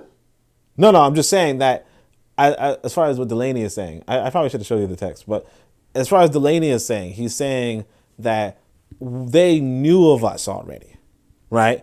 As hardy, as long-lived, as labor people, and they captured us to be a laboring class, and that's just what it was. And it's not something, we captured you because you're inferior. That's just nonsense. But that's nonsense they put on a people in order that they would not rise to their own standard, But anyway, and so did our patriots and leaders in the cause of regeneration know better, and never for a moment yielded to the base doctrine. But they had discovered the great fact that a cruel policy was pursued towards our people, and that they possessed distinctive characteristics which made them the objects of proscription. These characteristics being strongly marked in the African people, as in the Amerindians, by color, character of hair, and so on, made them the most easily distinguished from the Americans, and the policies more effectually urged against us. For this reason, they introduced the subject of... Okay, so he's saying that because we look so different, right, that we could never be a part of the upper class, or we could never be a part of the class of like in another paper, I think another paper, maybe another book, possibly the same book, he explains that white people, when they make communities, right, they have a subjugated class. You know, I put that also in the Book of Power, but the thing is that that's what it is. White people always have a subjugated group. And because they always have a subjugated group, like, they have to choose one. And if they couldn't choose from the people of Europe, they chose from the people of Africa. You know, they chose the people of Africa and the people of America, but because the people of America were killed, they chose from the African people, right? So for this reason, they introduced these. So he's saying that the solution that his elders put together, right, was that they introduced the subject of emigration to Canada and a proper institution for the education of the youth. So that's to say that he's saying that African people in America thought deeply about what was happening for, like, in America and their hope for America. And they said, okay, we have to move and we have to build an educational institution for our own children. You know, now why they chose Canada, I mean, I know why they chose it. I don't agree to it, but they chose Canada. Canada also has its own problems and yada, yada. Like, it's also another white institution. Like, it's also another white country built up by white people. Stop going to white countries, right? But that part of proper institution for the education of our youth, that's what I call a boko. Okay? So these Africans said, we have to move, and we have to get our own land, and we have to build our own school for educating our own youth. Okay? That's the same solution I'm telling you. That's the same solution I'm telling you. And the fact that our ancestors came up to that same conclusion tells you a lot. But, you know, who wants to listen to me, right? I mean, look, and I understand, you know, like I said, I'm still a commoner. So it's not completely bad if you don't listen to me. But I'm letting you know that this is the solution, right? Notwithstanding that, we continue. Says, at this important juncture of this proceeding, the aforenamed white gentlemen were introduced to the notice of the convention. All right, so here's what I'm going to do. I'm going to show you who these white gentlemen are. All right, I'm going to show you in this book who these white gentlemen are. Just because you're at home, I don't think our descendants need to repeat and remember these white folk per se, but because we're looking at it, you know, we're going to go. So he says, yeah, so they're going to Canada. Okay, so he says, oh, all right, I don't think he actually named them just yet. Or maybe he named them a long time ago, and yeah. So, all right, so it's at this important juncture of the proceeding, the aforenamed white gentlemen were introduced to the notice of the convention, and after gaining permission to speak, expressed their gratification and surprise at the qualification and talent manifested by the different members of the convention, all expressing their determination to give the cause of the colored people more serious reflection. All right, so I want to say this. So I guess this paper starts off earlier, and I kind of just cut, you know, to the juicy part. And look, you can also see it's like pages 7 to 8 of this book. So it's really in the beginning of this book. And you see he says different groups that were oppressed and all that kind of stuff. So, yeah, it actually was much longer, so I just kind of cut it somewhere to the more juicy part. But you'll see he says, Mr. Garrison. So that's William Lloyd Garrison. We learned about him today, right? The youngest of them all, and none the less honest on account of his youthfulness, being but 26 years of age at the time, 1831, expressed his determination to change his course of policy at once and espouse the cause of the elevation of the colored people here in their own country. We are not at present well advised upon this point, it now having escaped our memory, but we are under the impression that Mr. Jocelyn also at once changed his policy. Jocelyn. Yeah, so that's another person. Sure, that's not a woman. That's the last name, dude. Oh, nah, I know a lot of women named Jocelyn. It's the last name, man. Like, All right, so let's continue. all right. So yeah, but look, so you see inside of the original text, I just say one of them, the youngest of all. I don't put Garrison's name in it, and I also don't put Mr. Jocelyn because I don't know who that is. Well, not because I don't know who that is, but it's not important. You know, we are under the impression that also another has changed their policy. But you see, he's 26 years old. He's speaking at this convention of different African, like the context that Delany is sharing. He's saying these are his elders, that when he was a young boy, he was in this convention listening to his elders and hearing a 26-year-old white boy speak up and take center stage. You know, and of course we learn about William Lloyd Garrison today. Okay, so we know like the American education system is going to put this guy in front of you for whatever reason, right? But that's what it is. It's just a 26-year-old stands up and all the black folk are like, wow, amazing. You know, they came up with a conclusion, way how they could liberate themselves. They said, look, African people don't have a future in America. They don't have a nice future in America. We should probably go to Canada. Okay? They'll probably take us and then we could educate our children there. Right?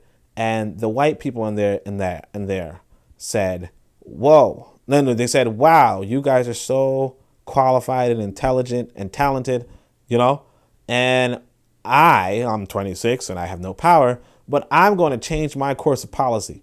And I'm going to start espousing the elevation of African people here in this country. And another person said, yeah, me too. We're going to really be about it. So let's go back to the original text. I hope I'm sharing you the original text. Let me just double check. Yeah. All right, no, sorry. Let's go. I'm sorry. Sharing my text, right? So during the winter of 1832, one issued his thoughts on. No text. Yeah, all right. Let me share it with you, man. Hold on a second. Fam. No, you good. I'm not going to read it. Well, just in case somebody else shows up. Psych. All right. That's a joke. Cap. All right. Anyway, so but yeah. No, I mean, look, fam, this is good, right? This is good, right? Okay. So during the winter of 1832, WP one issued his thoughts on African colonization, and near about the same time or shortly after, issued the first number of The Liberator, in both of which his full conviction of the enormity of American slavery and the wickedness of their policy toward the Africans were fully expressed. At the sitting of the convention in this year, a number, perhaps all of these gentlemen were present, and those who had denounced the colonization scheme and espoused the cause of the elevation of the Africans in this country, or the anti-slavery cause, as it was now termed, expressed themselves openly and without reserve. So he's saying, it might have been this year or another year. Oh, yeah, sorry, 1832. So the next year, the year following, they had another convention, and a bunch of white folk came in, and they were like, yeah, you know what? Forget colonization. Forget sending black folk back to Liberia. No, we're going to be about elevating the Africans in this country, and we're going to be against slavery, right? So we know this to be the abolitionist movement, right? And we, you know, like again, you go to the public school system, and you really appreciate this, right? So again, African people, African ancestors were it's like, hey, the way how we could be free is we go out and get our freedom, right? Or we just leave this country because we're not going to get anything. And white folk were like, no. We're going to end slavery, which I'll give them credit. They did fight to end slavery, right? We're going to end slavery, and we're going to make sure that your people get, you know, the good, you know, like you get good, right? So sensible of the high-handed injustice done to the Africans in the United States and the mischief likely to emanate from the counter-spiritual proceedings of the deceptious colonization scheme. So he's basically saying from the Christian, well, actually, let me look at the original text. So like I said, oh yeah, let me link you guys the text, by the way, in case you wanted to see it on YouTube. Okay. So I'm going to, I'm linking, oh dang, the link's too big. Bit.ly. You said what? Bit.ly to shorten the link. Oh yeah. Let me give you guys let me type this in to create a virus. Don't type in any words before your search history pop up. Oh wait, whoa, you've exceeded your... type in P, you're gonna be like, whoa. All right, dude. This is a comedian over here. Nah, it's not working for me for some reason. It's all right. Whatever. You remember your search history? Do I remember my search history? Yeah, that's why it just completely stopped working. So you're not gonna try it. No. It was. They said I passed my quota for somehow, but I don't Your get it. quota for Google searches, what? For Bitly. Use tiny URL. Nah, it's all right. It's not even important. Hold on a second. Let me see if I can find this. Let me see if I can find this name. Yeah, he doesn't have any names over here, so I'm just looking at the. Well, yeah, you guys know how to find it. You just search I showed you guys how to do it, right? But all right. So he says sensible to the number of years expressed blah blah blah. Where were we? Sensible of the high-handed justice of the Africans in the United States. Oh yeah, emanate from the counter a spiritual proceeding. So let me see what he says in the because obviously he doesn't use the word a spiritual. Anti-slavery took it upon the. Yeah, I can't find it. I don't know. I can't. Oh, here. It was unchristian. He says unchristian. Yeah. Unchristian. So he's like, they're saying the colonization was not Christian or something like that. Something ridiculous. Which, again, that's the thing that's really common for African people is to get caught up in the professed spirituality or the professed religions of white folk. Like one of my not favorite, but one of my most shocking. The most shocking times I saw that was when this Somalian woman was crying, saying that she was sexually assaulted by these Arabs, and she was like, I don't understand. It's horrible. She was like, I don't understand. What religion were they? And you're just like, do you not know what Islam was doing in Africa for the last, do you not understand how much they've done this? I mean, it's just like, what, but that's what it is. Like you can't unchristian it. No, this is what Christians do. So he says, and he's actually going to defend it further, and the further we read. So he says, from the counter-spiritual proceedings of the deceptious colonization scheme, like all honest-hearted penitents with the ardor only known to new converts, they entreated the convention, whatever they did, not to entertain for a moment. Look at this right here. He's like, white folks showed up, okay?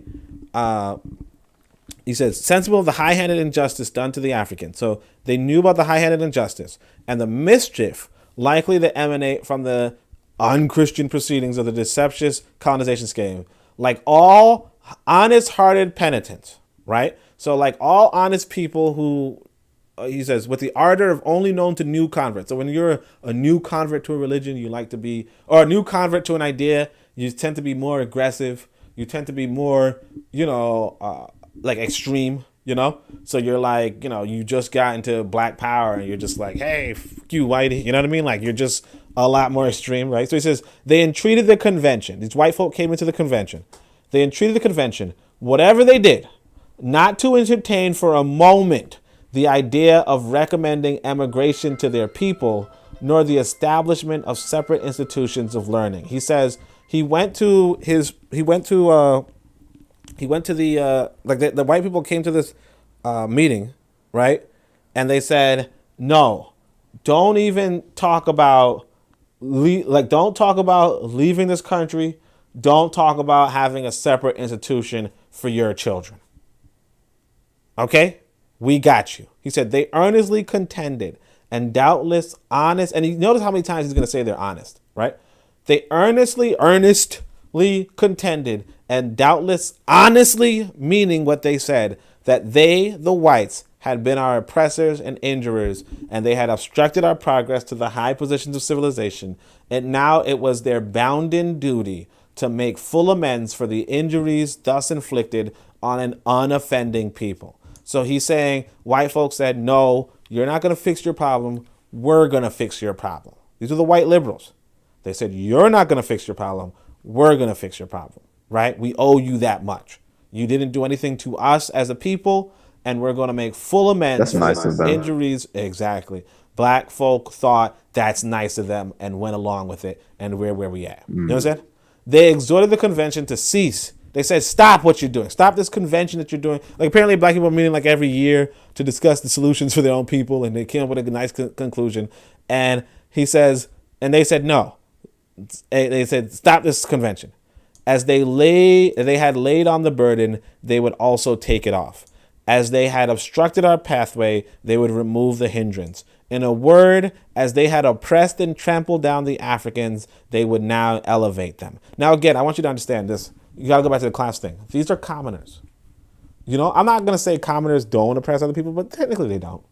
You know, technically they're not that same people who do the big things. Like they have a part in it. Sure. But so do you. You know, they work a job, so do you. Right? But the movers and shakers, the people who could really change the community or change the world in a sense, is the elites. The government sometimes, but also the bourgeoisie in a sense. Or just the people with power. The people with, you know, serious professions and serious influence, right? These random white folk going into this little convention, not so much. You know, now, there's going to be black men who are like, hey, maybe I can mess with your daughter. And there's going to be black women who are like, hey, maybe I can mess with your son. Because they like what they're hearing.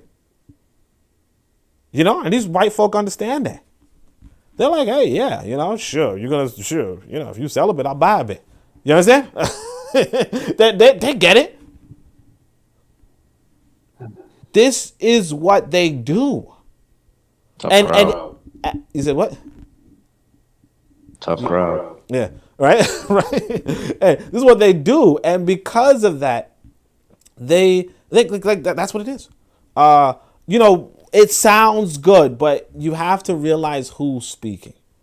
It's like it's like when black folk and white folk were like, defund the police, and the government just increases the funding for police, right? It's because it's the wrong people saying defund the police. Now, obviously, sure, you might say, hey, it's a good thing if somebody's saying it. Yeah, you could say that, but don't get caught up in it. You know, don't put all your eggs in one basket, because again, it's not going to happen. The people who you need to convince, the people you need to convince, are the people in power, not the people outside of power. Defund the police aren't in power. That's what you're trying to say? They're not. If they were, then the police would have been. If they were, then the police would have been defunded. Or maybe they just didn't want to in the first place. I mean, possibly, but what he's saying is that what he's saying is that the earnest people are saying it. So, like, if you honestly wanted to defund the police and you had the power to defund the police, then that would have been done.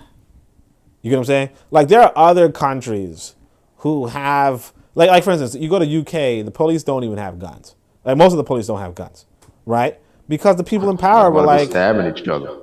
Exactly. People in power were like, yeah, we're going to take guns from the police. That's what happened. Now, here's the thing. You know, people outside of power, it didn't matter what they thought. You know, because some people outside of power might be like, we need police with guns. You know? Or some people outside of power might be like, we need police with boxing gloves on. You know? But it don't matter what you think when you're outside of power. What matters is what you think when you're in power. And that's why you have to go and get yourself some power. You know? Yeah. All right. So, you know. All right. So they exhorted the convention to cease as they had laid out, blah, blah, blah, blah. So, in a word, they had oppressed and trampled down the Africans. They would now elevate them, right? These suggestions and promises, good enough to be sure, after they were made, were accepted by the convention. So you have this convention, and they're like, stop the convention. We, the whites, are going to save you, right? And black folks said, okay, stop the convention, right? And so he says, though some gentlemen were still in favor of the first project as the best policy. So this guy, we don't even know who he is, Mr. A.D. Shad of Westchester, Pennsylvania, as we learned from himself, being one among the number, ran through the country like wildfire, no one thinking, and if he thought, daring to speak about his breadth of going anywhere out of the certain prescribed limits, or of sending a child to school if it should but have the name of colored attached to it. without the risk of being termed a traitor to the cause of the people or an enemy to the anti-slavery cause. So look at that. So this brother is like, he's sitting there, right? These white folk coming to the convention and say, no, we're going to save you. We did it. We hurt you. We enslaved you. You know, we're the bad guys. We're going to be the good guys, right? And this brother's like, you know, like, we can't be fooled by you guys. No, we're going to go out and build a school for colored children, right? That's what they call colored, right? They call them colored children at the time. We're going to build a school for colored children. But he couldn't even put the name colored on it, because if he put the name colored on it, then these white folk and the black folk that bought into it, right? The white liberals and the black liberals who got conned by them will call this person a traitor and against the abolitionist movement, because they still wanted black folk to be in separate institutions. But the thing is this, if black folk had their own separate institutions, they would not be in the predicament that they are in today. Okay? If we had real, honest education, we would not be in the predicament we have today, because we could at least be economical entities and economically functioning, as opposed to being entirely dependent on the same people who are, in fact, came to us and told us, no, be dependent on us, and we went along with it. For those of you who don't know, the title of this is how how white liberals conned Africans for over a century. And if you don't see it, open your eyes. All right?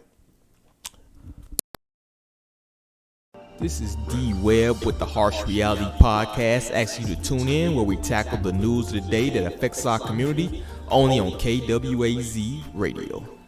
Greetings, fam. Tune in to The Learning Curve with me, the revolutionary matron on KWAZ Radio. Greetings, everyone. This is Koku from the Bitter Medicine Podcast, inviting you to tune in to the Bitter Medicine Podcast on KWAZ Radio.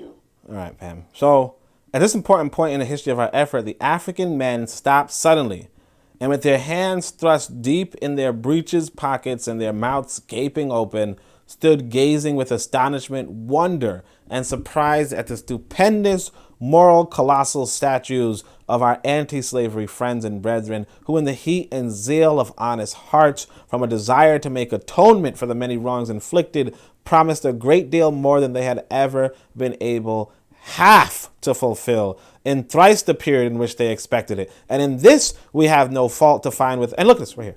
So he's like this. Look, these white folk came along and they gave all these big promises. And in 3 times the time that they made this promise, right? They're like, oh, we're going to do this in 20 years or something like that, right? We're going to do this in 20 years. 60 years passed. Okay? And all the things they said they were going to do in 20 years, not even half the things they said they'd do, happened in 60 years. And notwithstanding that, what does Martin Delany say? In this we have no fault to find with our anti-slavery friends. How? You were bamboozled. You were tricked. You were on the path towards freedom and liberation, towards independence. And you were taken away from that by these people, and you still call them friends, and you don't even blame them.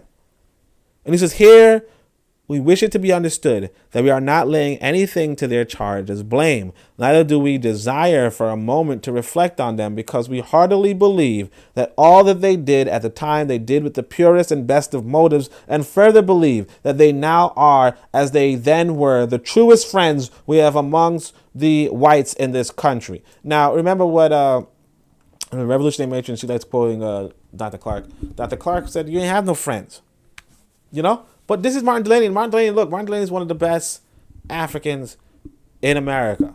Like one of the best sons of America, in a sense, right? And he's just like, yeah, these people are our friends. They're the truest friends among us. You know? And it's just like, what? They destroyed an actual movement that could have worked to deliver nothing. And I mean, look, Martin Delany's writing this like in 1850 something, right? So this is during the time of the abolitionist movement, right? The fact African people are still enslaved at this time. And eventually, like I said, the abolitionists do, along with Martin Delany, they do like just go to arms. They go to blows with these white boys, you know? And a lot of them do lose their lives. Like a lot of them do lose their lives. and a lot of them take lives. So, you know, the context he's writing this in though is that you can't turn against these people, you know, because for what it's worth, they are. I mean, I wouldn't use the word friends per se, but for what it's worth, you're in this country and you're basically by yourself. You were stolen from your people in another part of the planet. Okay? You haven't had contact with those people in the last century. Okay? Last 2 centuries, possibly. Right? You know, every once in a while, somebody else would come from your continent and you might get some you might get some news of what was going on back home, but they're like, hey, it's a war zone. You know, these crackers, they're doing what they're doing. They're doing some damage. No, the chief that you knew is dead long time. You know, your family your uncles and aunts that you left behind, they had children who were killed. You know, who were riddled with bullets. This is not a game. We are in a situation. All right? That's probably what happened. What he's saying is, so like for what it's worth, you know, these white folk, you know, if you turn against these white folk, like what other chance do you have? You know, especially at this point, because you didn't emigrate, you didn't build your own institutions. So he says, in hope and desire and request that our people. So he's probably being light on them for that reason, right? Because like you said, if you were going around and you were like, let's build a colored school, you would be considered a traitor by other black people and definitely by these white folk, right? So it says, in hope and desire and request that our people should always look upon true anti-slavery people, abolitionists we mean, as their friends until they have just cause for acting otherwise. So he's saying, look, so again, it might be that he's just buttering the biscuit, you know? I can't tell you. That's one of the things about writing too. See, when I wrote this book, I understood the political context I was writing this book in, right? I understood the political context, and I said, look, if I put down certain things, there's a risk associated with putting down certain things. Like, for instance, you can't, when you're writing today and you write something bad about LGBT people, you realize there's a risk to that. If you say something bad about different religion practices, there's a risk to that, you know? I do it notwithstanding because I'm like, look, I don't want people in the future looking back and thinking, this brother cooning, you know? Now I'm looking back at Delany and I'm like, what's this brother doing? What's this brother on? Like, he might be, like, it's hard. You know, it makes it a whole study, but it's hard, right? Abolitionists we mean as their friends. He wants our people to look upon. What? What happened? Okay. He's like, he wants African people to look upon abolitionists, these white abolitionists, as their friends forever, right? It is true that the anti-slavery, like all, and look at this right here. This is the thing, you're going to see that religion thing here too. It is true that anti-slavery, like all good causes, has produced some recreants, but the cause itself is no more to be blamed for that than spiritualism is for malconduct of any professing hypocrite. So obviously, when I say spiritualism, I mean, in this context, Christianity, right? So if you look at the original text, in fact, and I'll just show it on the YouTube, but in the original text, you know, we could see that, sorry, I put the wrong, yeah. In the original text, he says, it is true that anti-slavery, like all good causes, has produced some recreants, but the cause itself is no more to be blamed for that than Christianity is for the malconduct of any professing hypocrite, nor the Society of Friends for the conduct of a broad-brimmed hat and shad-belly coated horse thief, because he spoke thee and thou before stealing the horse, right? So you see that it's the same confusion that we have today where people are like, hey, Christianity is not bad just because some people who are Christian are practicing, you know, like, no, it is bad. It actually is bad, but you're just like, you just don't understand it that well. And so you just, like, you think, oh, it's not that bad, but yeah, it is bad. I'm not going to say anti-slavery is bad, but Christianity definitely was, yeah. For the conduct, so the Society of Friends was an organization. I actually don't know why I put a capital F over here. I don't know why I did that. But horse thief, because he spoke thee and thou, you know. So it's just some organization that was relevant. Somebody skipped out on the editor. Yeah, I mean, who could edit greatness, you know? But anyway, but Hilarious. but what Just is get a Grammarly subscription. no? My grammar's pretty good. No, this is just like sometimes I would lowercase things on purpose. You know what I mean? Just it's something that Asada Shakur did. Asada Shakur, she Now would you got not. Asada Shakur on. Yeah. So Asada Shakur would lowercase I. Yeah, I think the letter I, right? Just to say how she's not important per se. Like she's not more important than another person. And I mean, I know that But Nation of Islam. so, what did you do in that case? You did the same thing? You said what? The I? Yeah. Probably not because So then what did you do? That was similar since you brought that up. Well, no. Oh yeah, sorry. So the other one is that back in the day. So this is the more relevant example. Negro was always written in lowercase. Right. You know. And so Marcus Garvey and them were petitioning for Negro to be uppercase. So what I would do is I would put like white folks' countries in lowercase. You get what I'm saying? Right. And so when I did Society of Friends, The way you're minimizing the exactly, or like their organization. So I think Society of Friends as lowercase here is more so to do with it's just their organization. But I think I probably left the F bigger to symbolize that it is in fact an organization. Yeah, exactly. Because otherwise, they're what? Soft. I don't know if they're soft, but the point is. I mean, that's the acronym. Soft. Society of Friends. They just soft. No, these are white folk. That's what I'm saying. So these are white they folks. soft. Get it? Soft. SOF. Soft. Oh. Tough Yeah, crowd. I'm myself. Yeah. If you're going to say soft, probably don't pronounce the T at the end of the word so that we don't think you're saying soft. All right, but anyway, like he's like they're soft. And you're like that's not what it is. All right, but anyway, yeah. So that's probably why. But it's like you have to make these decisions very quickly, and they're not that important. Whether you're going to like for instance, like I said, anti-slavery. I kept that in capital because it's like I'm not going to say that's not something important. You know what I mean? Like that's actually something important. So for the conduct of a broad-brimmed hat and whatever horse thieves, because he blah blah blah said they and thou. So what is our condition even amongst our anti-slavery friends?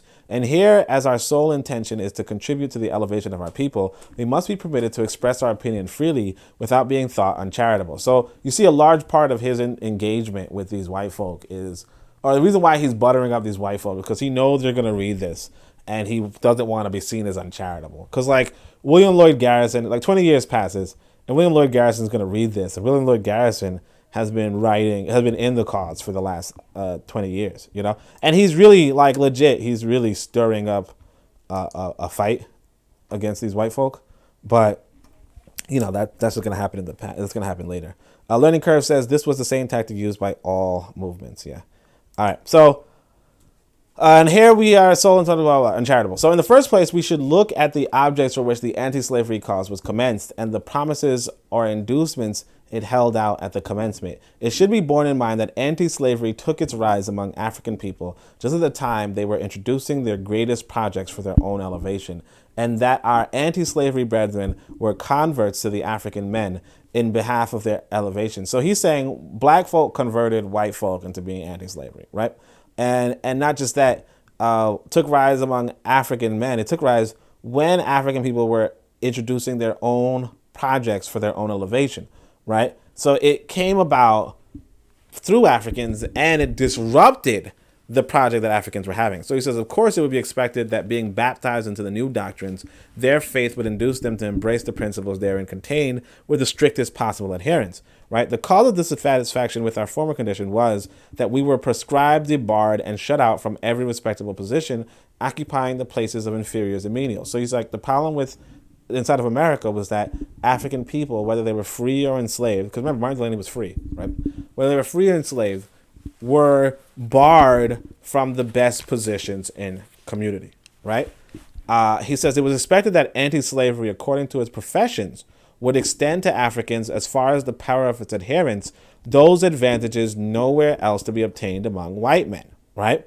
So he's like, even though we were barred from different respectable positions, They expected that if you were an abolitionist, that at least you wouldn't be barring us from different positions, right? So he says that African boys would get situations in their shops and stores, and every other advantage tending to elevate them as far as possible would be extended to them.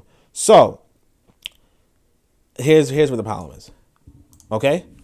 Here's where the problem is. He's saying he wishes that African boys, right, could get into their stores and shops. But again, if they went out of their way to build this store or shop, right, why would they put you into it?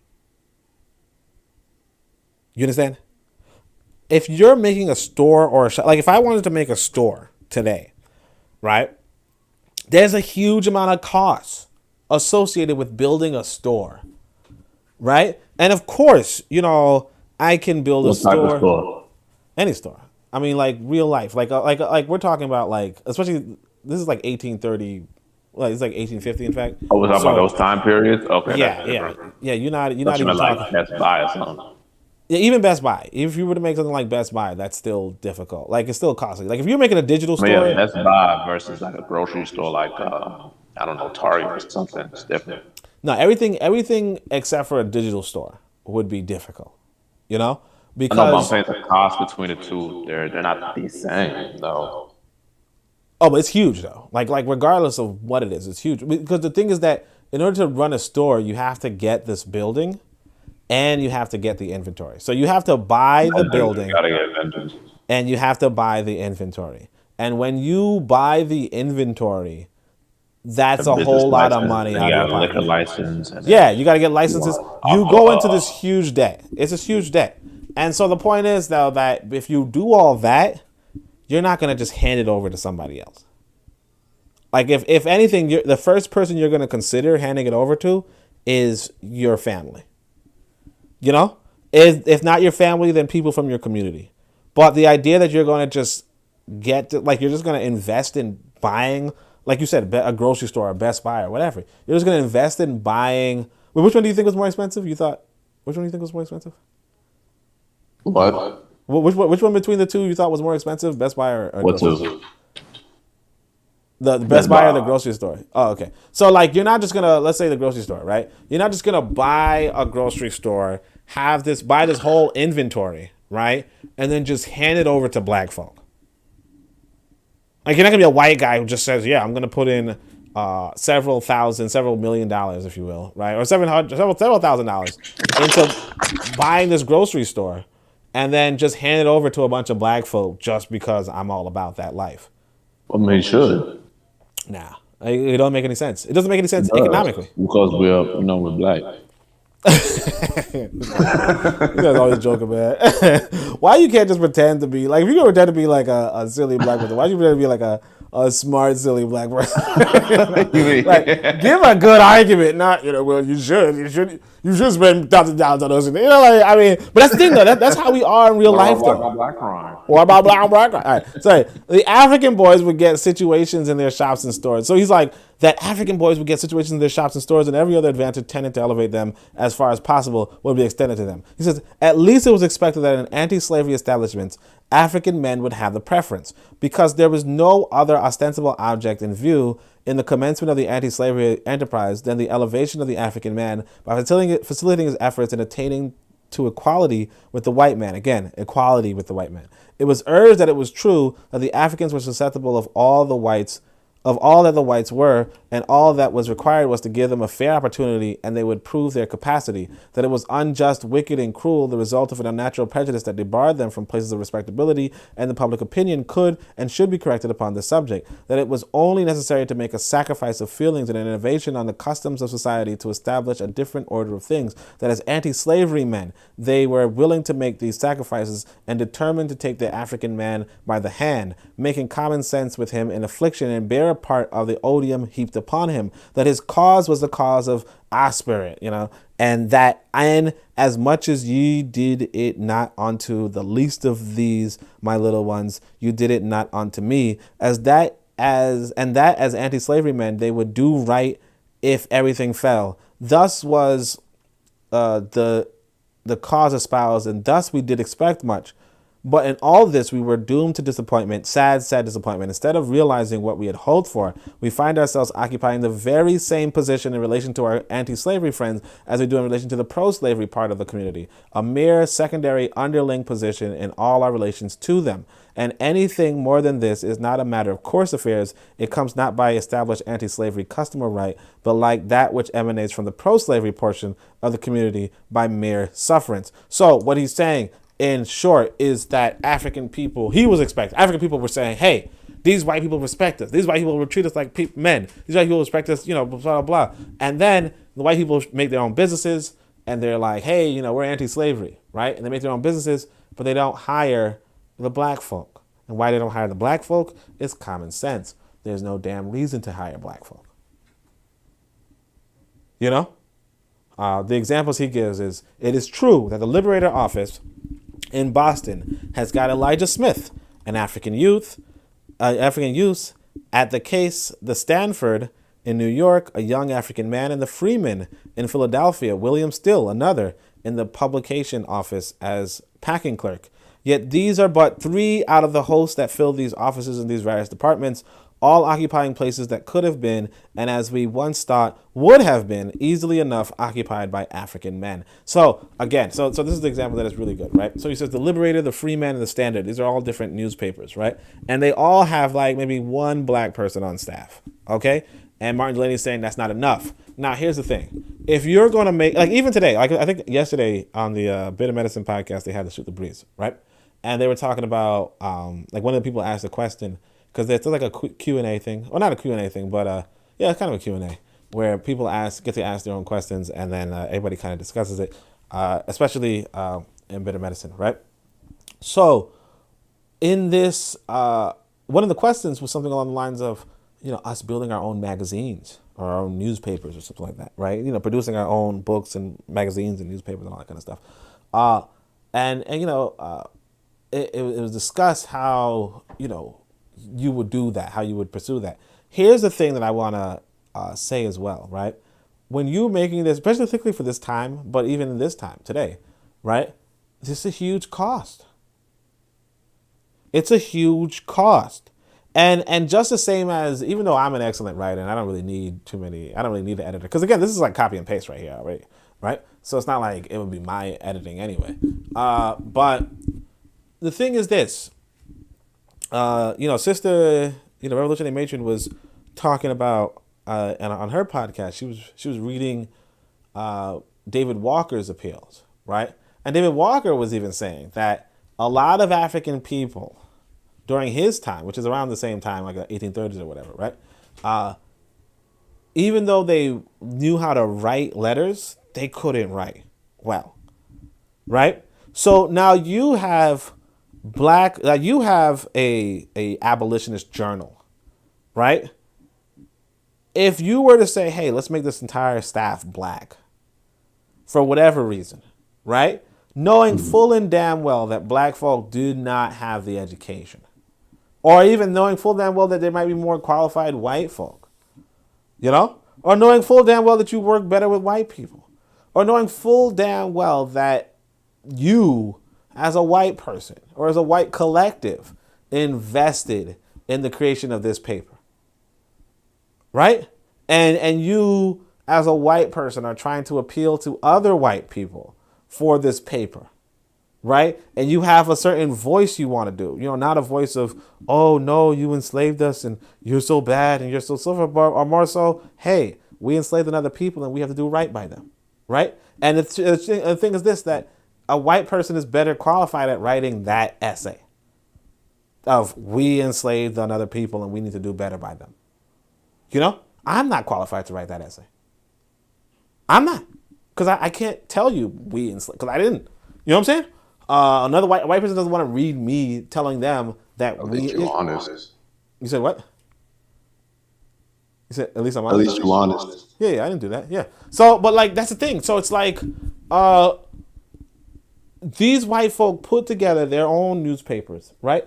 And even Martin Delany is like, well, why don't you give us, like, why do we only have 3 jobs there? It's like, why do you have any?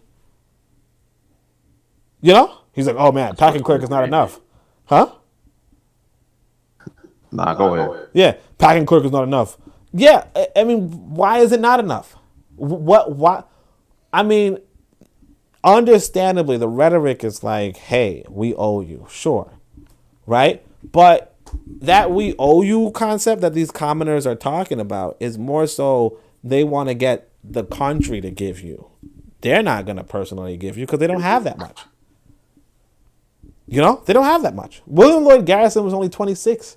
Now he's in his 40s now, but he still doesn't, like, he's just writing papers. You know? What they want to do is they want to go to war with another country. And they're trying to, their movement, sorry, not another country. They want to go to war with other states in their country. They want a civil war to happen. That's what they want. You know what I mean? And they're working on that. And you saying, hey, why don't you give us some more jobs? It's like, you're not even paying attention to the bigger picture. No disrespect. Now, of course, Martin Delany does participate in the Civil War, but that's the whole point. It's like, if you could have white folk doing like their objective is the Civil War. You know, their objective is putting Lincoln into office. You know, their objective is putting, whomever else into office. That's their objective. You know, why don't you give us another job? It's like, that's like, if it was all black people working at the Liberator, it just wouldn't have the same impact.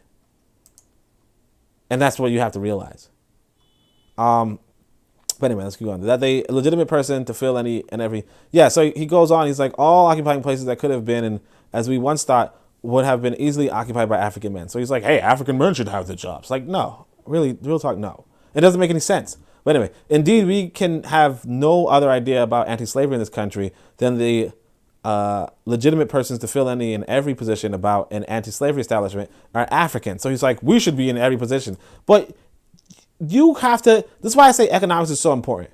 If you don't pay for it, it won't benefit you. It's not going to be yours. I think it was actually Frederick Douglass. I don't like, people have their own opinions of Frederick Douglass, obviously. But Frederick Douglass says, you may not get everything that you pay for, but you must certainly pay for everything you get. You might not get everything that you pay for, but you must certainly pay for everything you get. You did not pay to be in every position on anti-slavery. It might be that you are firmly against it, but like these white folk, according to you, were genuinely against it as well. And their objective was not so much to, just say slavery is bad. They understood that. Their objective was to get a civil war going. You understand? That's what their objective was. Or some of their objectives were.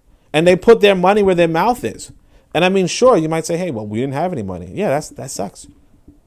That's why. I mean, it wasn't necessarily that they were trying to enslave you out of the goodness of their heart. It was for representation in Congress.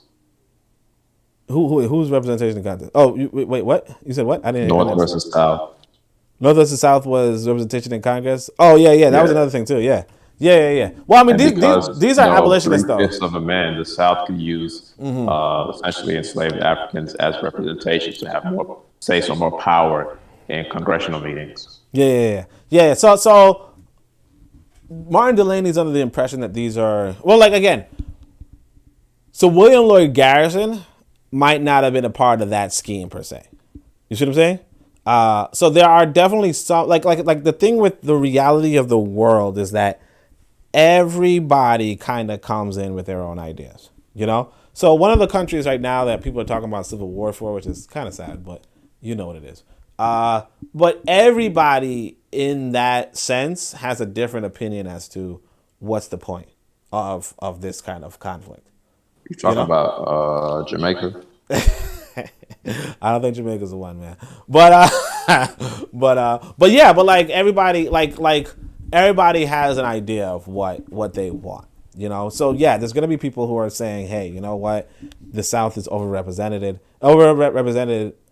insofar as they are not even giving these people any rights. Whereas other people are like, hey, you know what this whole system is immoral. Other people, like African people, might be like, whoa, these are my family who are in bondage. You know what I mean? And it's really personal for them. Are they calling for civil war? Probably not. A lot of them might not be. A lot of them are, but a lot of them might not be. So everybody has their own motivation for everything. That's just the way of the world. So let's see. He says, legitimate persons, nor will it do to argue in extenuation that white men are as justly entitled to them as African men, because white men do not come from necessity become anti-slavery men in order to get in situations. They, being white men, may occupy any position they are capable of filling. In a word, their chances are endless, every avenue in the country being open to them. They do not, therefore, become abolitionists for the sake of employment. At least, it is not the song that the anti-slavery sung in the first love of the new faith proclaimed by its disciples. So what he's saying is obviously that white people, because they can get a job anywhere, they should give all the jobs everywhere to African men. And I mean, I get why he would say that, but again, it doesn't make any sense on a real economic sense, right? And if it is urged that African men are incapable as yet to fill these positions, all that we have to say is that the cause had fallen far short. So he's like, some people are saying, hey, but you're not even qualified to be the chief editor of international paper, because you didn't go to school. Like you just didn't go to school. The person who is the chief editor is a graduate of Brown University, right? And then they should fund them to get an education so they can qualify. That's what Martin Delany is saying. But again, why should anybody fund your education? Why?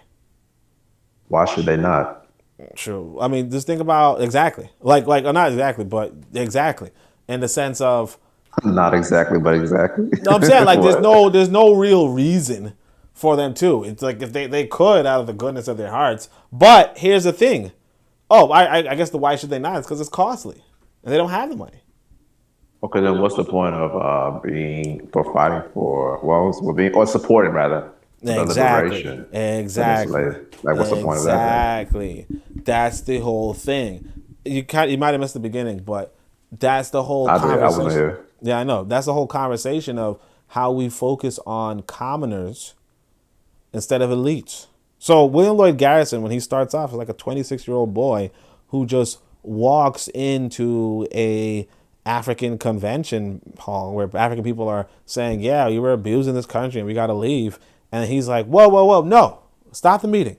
I'm going to devote myself to you guys. Now, does this guy have the resources to do half of what he could, of what might be the good thing to do? No. And if he did have the resources, even if you did have the resources, why would you waste them on another people? It's like, let's say you come from a well-to-do family, right? Do they pay for the education of strangers? No. I mean, maybe sometimes. Huh? It's a tax write-off. Yeah, but like the full education of a stranger, like not too often. No. And of course, tax write-off are a lot of wealth. Look, tax write-offs weren't even a thing back then. like I think that's like a 1960s policy or something like that. It's I know, but essentially what I first stated, philanthropy, that's something they do. Yeah, I mean, you would do that. A lot. You would do that for PR. Yeah, you would do that, but it's like, like if you had the resources, yeah. But that's not to say that every white person. About, though. Yeah, exactly. But no, these people like William Lloyd Garrison and them did not have the resources. You know what I mean? And that's the whole point. Like black people put their faith in commoners, and that's what we constantly do. Whereas what you'd want to do is, if anything, you'd have to put your faith in these elites. You know what I'm saying? And or you just have to say, you know what, these elites are against me, so I have to be my own. Like we have to put faith in like real like elites of our own inclination, But basically, yeah, like you said, if William Lloyd Garrison had the resources, sure, you could say, why didn't he do that? But it just doesn't even seem like William Lloyd Garrison did, because he was just like a guy. He was just a random white guy, But anyway, so it says, and if it urged that African men are incapable as yet to fill these positions, all that we have to say is that the cause has fallen far short, almost equivalent to a failure or a tithe of what is promised to do in half the period of its existence. To this time, if it has not as yet now a period of 20 years raised up African men enough to fill the offices within its patronage. Basically, he's saying black folk should have been raised up by white folk. You know? And that's already like a backward mentality. But that's what it is. He says, we think it is not unkind to say, if it had been half as faithful to itself as it should have been, its professed principles, we mean, it could have reared and tutored from childhood African men enough by this time for its own especial purpose. These we know could have been easily obtained because Africans in general, listen to this right here, Africans in general are favorable to the anti-slavery cause, and wherever there is an adverse manifestation, it arises from sheer ignorance. And so he's like, all African people are anti-slavery, right? Except for the ignorant, right? And right here, he says, this is the most important part right here. It's a little bit after this. He says, and we have now but comparatively few among us. And says, this is right here. And this is one thing certain, that no African, except such as would reject education altogether, would be adverse to putting their child with an anti-slavery person for educational advantages. Okay? He's saying no African, except those who reject education altogether, would be adverse to putting their child with an anti-slavery person for educational advantages. We would give them our children. All of us would give them our children if they are liberals. And this is what we see to this day. Okay? This is what we see to this day. This then could have been done, right? So he's like, why didn't we, you guys could have just asked for our children if you wanted to educate us. But it's like, you got to realize that these are either weak people or your historic enemies. And giving your children to weak people will not make them strong. All right? Giving your children to your enemies will make them your enemies. Okay? That's just the way the world spins. Right? All right. So this is one thing certain, blah, blah, blah, children. So he says, this then could have been done, but it has not been done.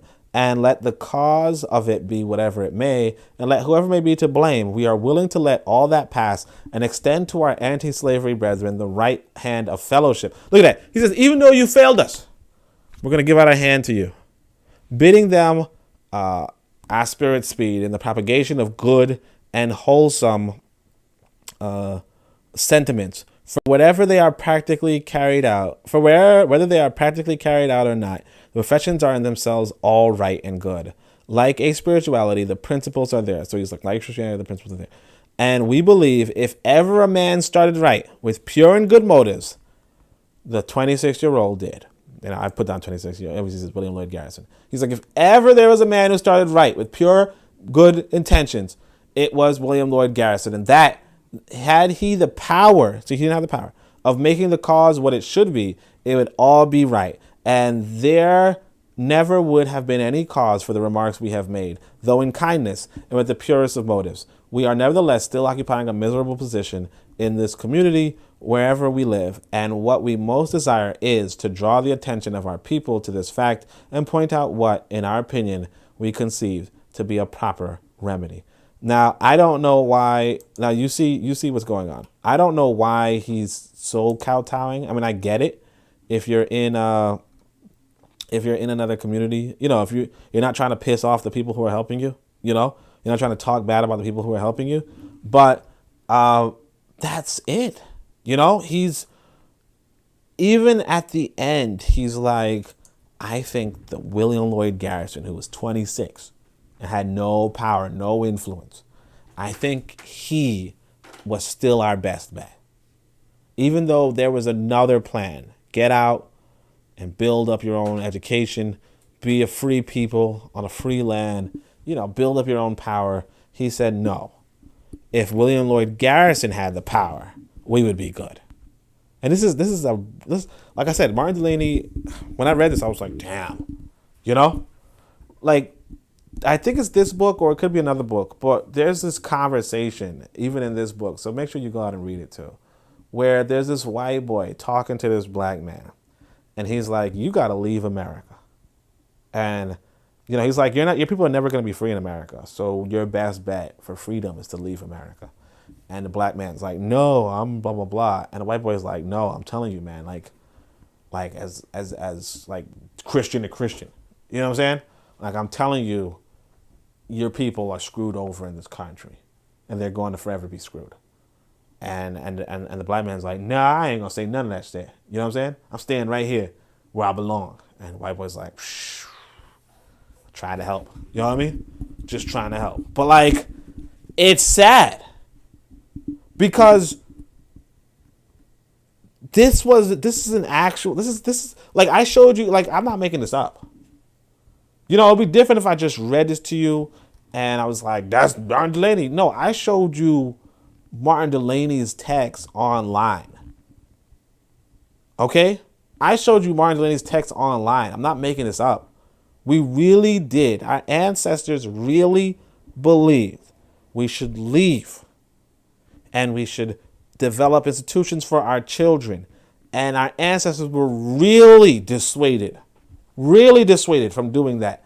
And even seeing this firsthand, that, hey, that plan did not work in the last 20 years. That they did not even develop our kids in order to take over the occupations that we might even be best qualified to take over. Right? And we're just underqualified for everything. And we're going to fail out in this economic system.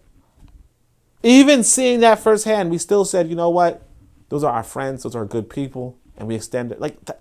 And this is like one of the most brilliant black people of the time. You're in trouble. Okay? Now, of course, this was like related to America. So if you're not in America, you might not be in that much trouble. Right? But you're in trouble. All right? Kofi says, black folk don't want to hear that they have to leave America. They don't want to hear that. Right? You are in trouble. And because you're in trouble, I'm just going to tell you this. Get yourself a copy of the Book of Power and just work with other people. That was the longest ad I've ever heard in my life. Nah, you heard longer. You heard longer. It's been like an hour plus, and just to end it off, get the Book of Power. You've been to church. You've been to church. That's exactly what they do too, man. Church, they be like, make sure you put some money in that tithe.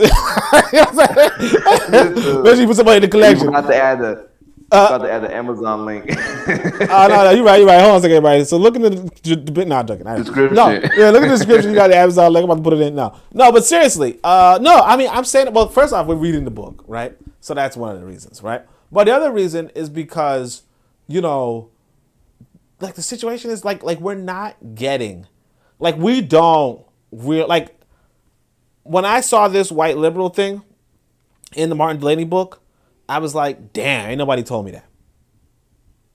You know what I mean? Nobody told me growing up. Because like a lot of times we talk about how nobody told me this, nobody told me that. Nobody told me growing up that black folk devised a solution in the 1830s to be free. Okay? That would have, could have worked. But white folk came in and told them, don't do that. And they didn't. And then black folk saw, after 20 years of not doing anything, that things weren't working out well for them. And they still said, well, shit, these are some good people. Nobody told me that. This is the first time I'm hearing of this. You said it's not the first time? This is the first time I'm hearing of this. Exactly. That's why I'm saying, like, that's why I say you should buy the book, because it's like, that's what's in the book. Like, it's literally, I'm reading this book, I was reading another book. Like, this is why you want people to engage their story, because what happens is that we're going to fall for the same okie doke, the same trick, as Revolutionary Matron put out. It's the same tactic used by all these movements. It's the same thing going on today. We are being tricked and bamboozled and conned, and instead of us just going back into the information and saying, wait, what? This is what it really is? What? Our ancestors wrote this down and they've told us what happened? And hey, wait a second, this ancestor that we respect and we appreciate had a little bit of, like was a little confused too, right? That, like, you want to know that. Because what we have in store for us as a people, right, is we can have those, I used to always say prosperous, independent African communities. We could have those prosperous, independent African communities, but it's not going to come about with the old scholarship. Even though I read, like, if you read that Martin Delany thing without the commentary, it's not as devastating. What the book provides is the commentary, the analysis. That's where it becomes, we have to change course. Because right now we're thinking we'd stay the course. And if you stay the course, it's trouble. But anyway, I appreciate you, family. This was kind of long. It was longer than some people still in church. Like, church ain't gonna be over for another 2 hours. But other than that, What church you going to? Nah, churches be long, man. You know that. Well, that's a joke. I don't know. I was just joking. I don't go to church. Like, if you want to know what church I go to, is I don't go to church. Right? But yeah, I appreciate everybody for listening. Thank you so much for being here. Next week is gonna be a premiere. I'm thinking I'm gonna do like a presentation kind of dialogue, because there's this interesting video on the hunter-gatherer economy, and it's really helping me understand this the fundamentality of economics, and I want to share that with you guys. So I'm gonna basically call it a mini documentary, but it's obviously free, so I'll just call it a presentation, right? But other than that, thank you so much, family, for joining me. It's been a long one, but it's been a nice one, and I'll hear from you guys. I'll see you guys next Saturday, right? Peace. Mama say, Mama say.